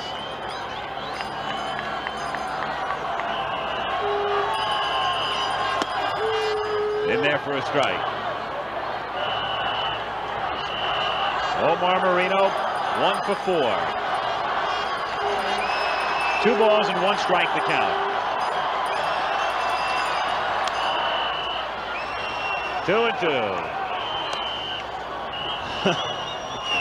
The omnipresent whistle. She's an attractive lady, too. Sure is. They got to be shell-shocked, these Pirates. They've got to be. The fans are. You can just look around, and they are shell-shocked. It looked like it was iced. Remember, it was 4-0 Pittsburgh after 2. 6-3 Pittsburgh after 7. He had one wheel. With the best relief corps in the business. Ground ball off the glove of Garcia, who slips down. So Marino picks up his 2nd hit and his 5th in the series.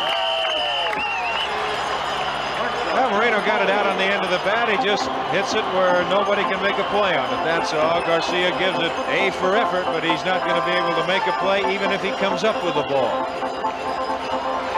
And Johnny Lowenstein just finishing out to throw it back in. Ray Miller goes to the mound tomorrow in game number 5. We know that Mike Flanagan will be pitching for the Orioles. We assume Bruce Keeson for the Pirates. And then game 6 if necessary on Tuesday. Full pack. Don Stanhouse getting ready. Stand the man unusual. Into the bullpen.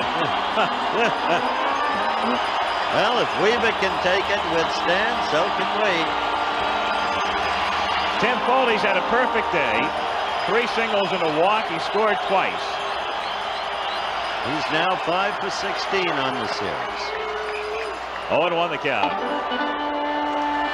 The Pirates with 15 hits, but only 6 runs. The Orioles with a dozen hits and 9 runs. Slow bouncer to Garcia. Kiko throwing to first, and it's dug out by Murray to end the 8th inning. Good play by Eddie as Foley flips his helmet. Back toward the Pirate dugout. Tim Foley went down the line as hard as he could possibly go down the line. And just the old saying, you just can't outrun that baseball sometimes. So 8 full in the books at Three Rivers. It's 9-6 Baltimore. To the 9th inning. It's 9-6 Baltimore. The Orioles trying to make it 3 out of 4. And Ken Singleton will be leading off. Eddie Murray and Doug DeCinces to follow against Kent Tekulve. 1-0 the count. The way the Pirates have battled back all year, who knows what they'll do in the bottom of the 9th if they can contain Baltimore here in the top of the 9th. And they'll start it off with Parker. It'll be Parker, Stargell, and then the pitcher spot since the pitcher's hitting 5th. You know, I just have to give so much credit to that Baltimore ball club. They just have battled back all year long. They've won more games than anybody in baseball, but they just don't know how to say die.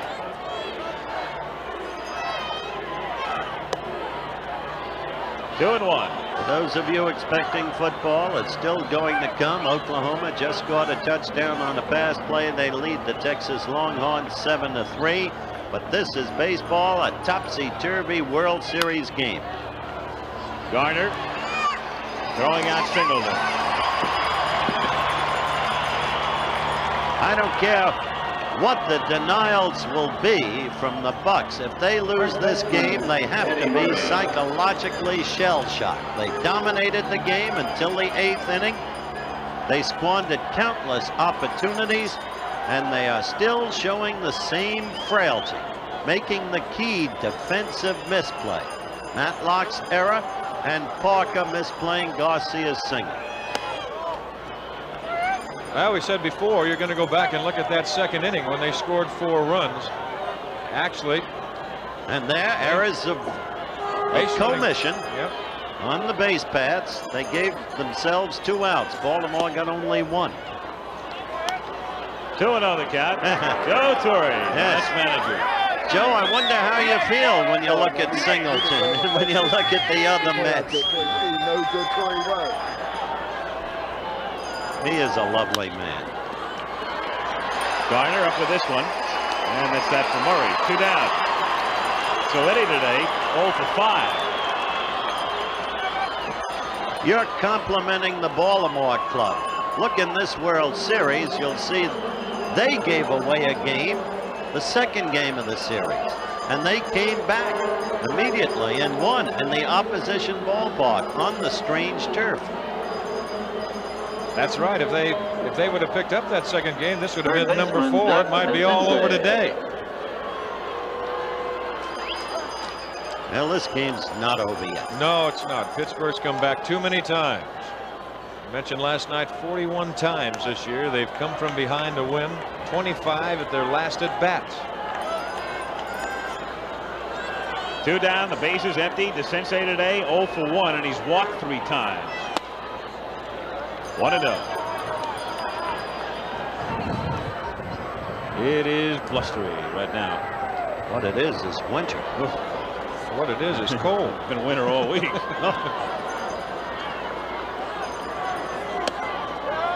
Two and on the count. Wonder what the weather is in Greenland. Mark Belanger, Kenny Singleton. All of them now leaning forward. Tense, eager, hoping the thing gets over. 3-0 on DeCinces, who's already drawn 3 walks. There are the totals in the top of the 9th inning. Baltimore was 6 in the 8th.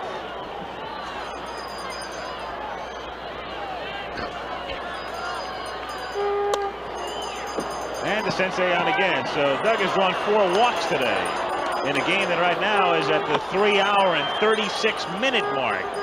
And if it winds up as a 9-inning game, it'll be the longest 9-inning game in World Series history. And here's the man who got the first big hit with the Sox clock, Johnny Lowenstein. A double into the right field corner. A ball that, as Don Drysdale said, he absolutely crushed. He did just that. He hit it hard.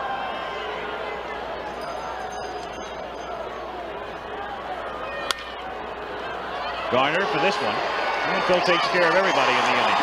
At the end of 8 1/2, it remains Baltimore 9, Pittsburgh 6.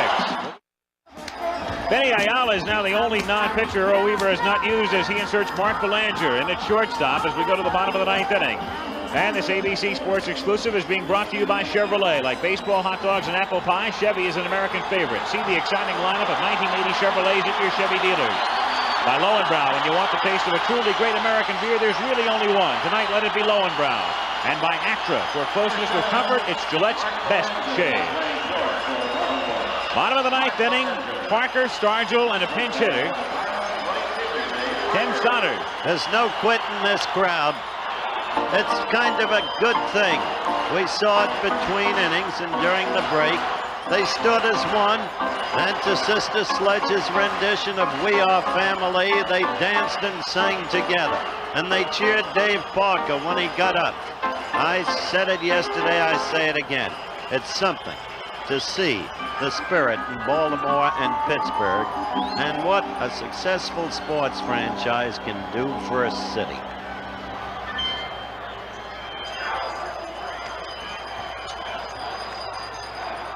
End of the first quarter at the Cotton Bowl. Oklahoma leading Texas 7-3.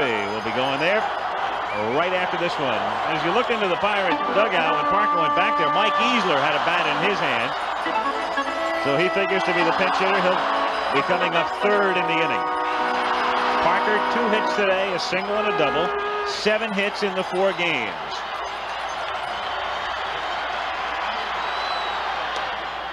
One and one. Misses Dave Parker.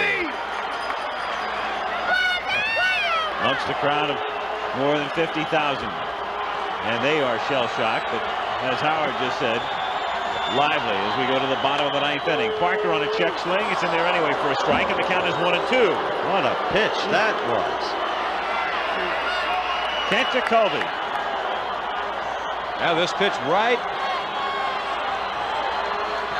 Dave wanted to try and maybe go. He didn't want to pull the trigger, but it caught right at the knee.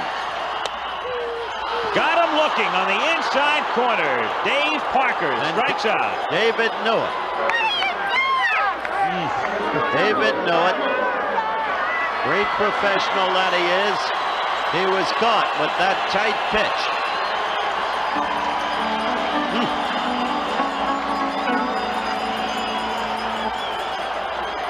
Stargell, a home run and a double. Grounded into center field for a base hit. So the Bucks get a man on with 1 out as Willie picks up his 3rd hit of the day and his 7th in the series. What a remarkable player. And he symbolizes this Pittsburgh club. He's its leader. See Stargell talking to the catcher, Rick Dempsey. Dempsey yelling something down to Willie. And how in the world did you hit that? Yeah, that's what he said. He said, why did you even hit that pitch? Here is Mike Easler. Pinch hitting With 1 out in the bottom of the 9th inning. Mike Easler is batting for Tim Jacoby. Mike Easler. Easler batting for Jacoby.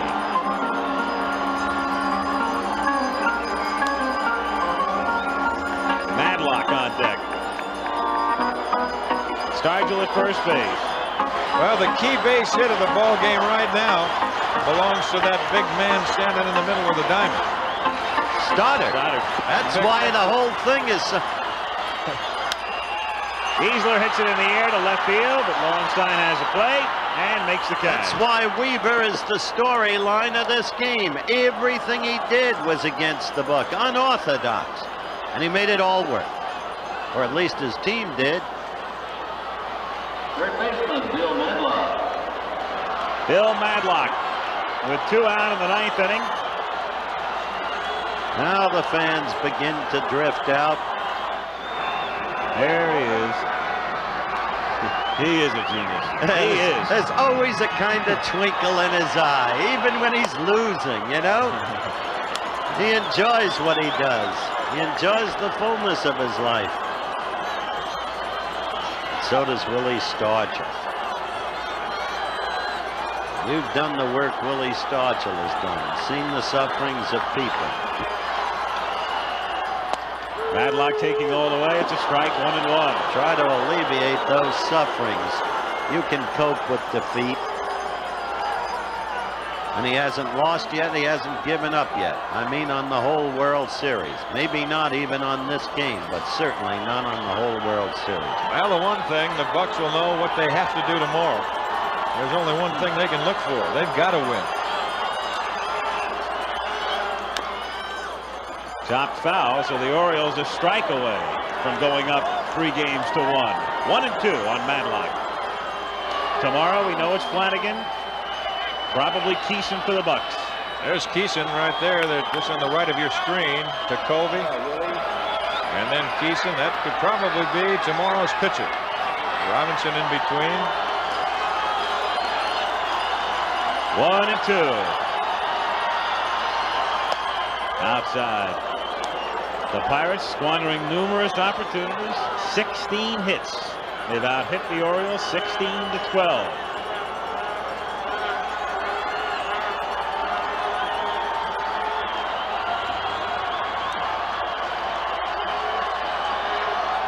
The 2-2 to Madlock is just outside. Oh, 3. This now is critical to Stoddard. Madlock gets on. The potential tying run comes to the plate. Bring it down to the very end, Donald. Right down to it. And slice it with a knife. 3-2. 2 outs.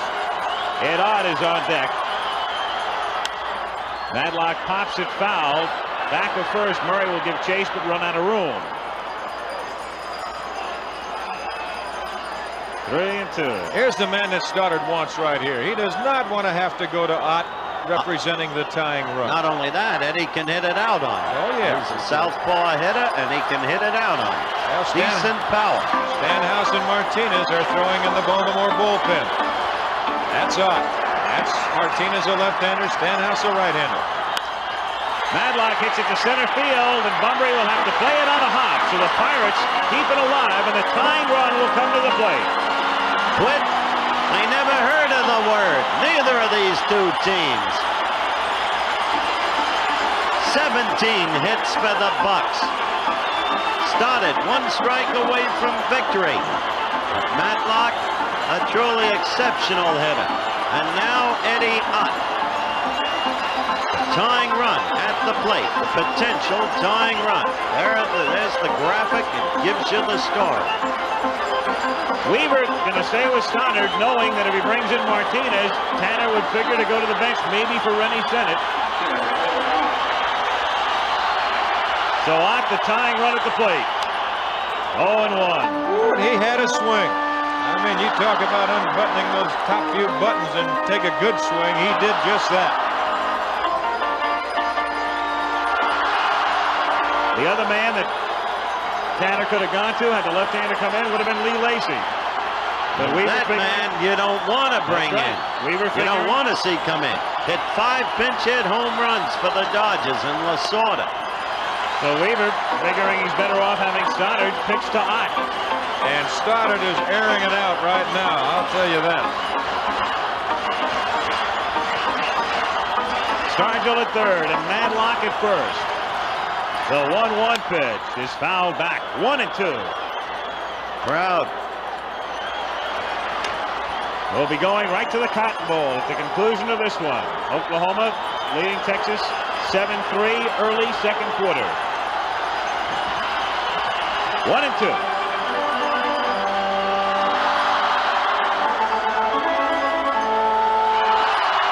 What a ball game. What a pair of teams. Fouled out of play again. Ott hanging tough.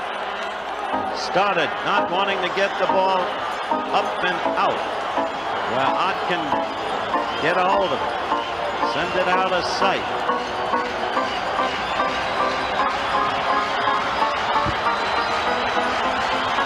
Well, the one thing we haven't had is a home run hit to right.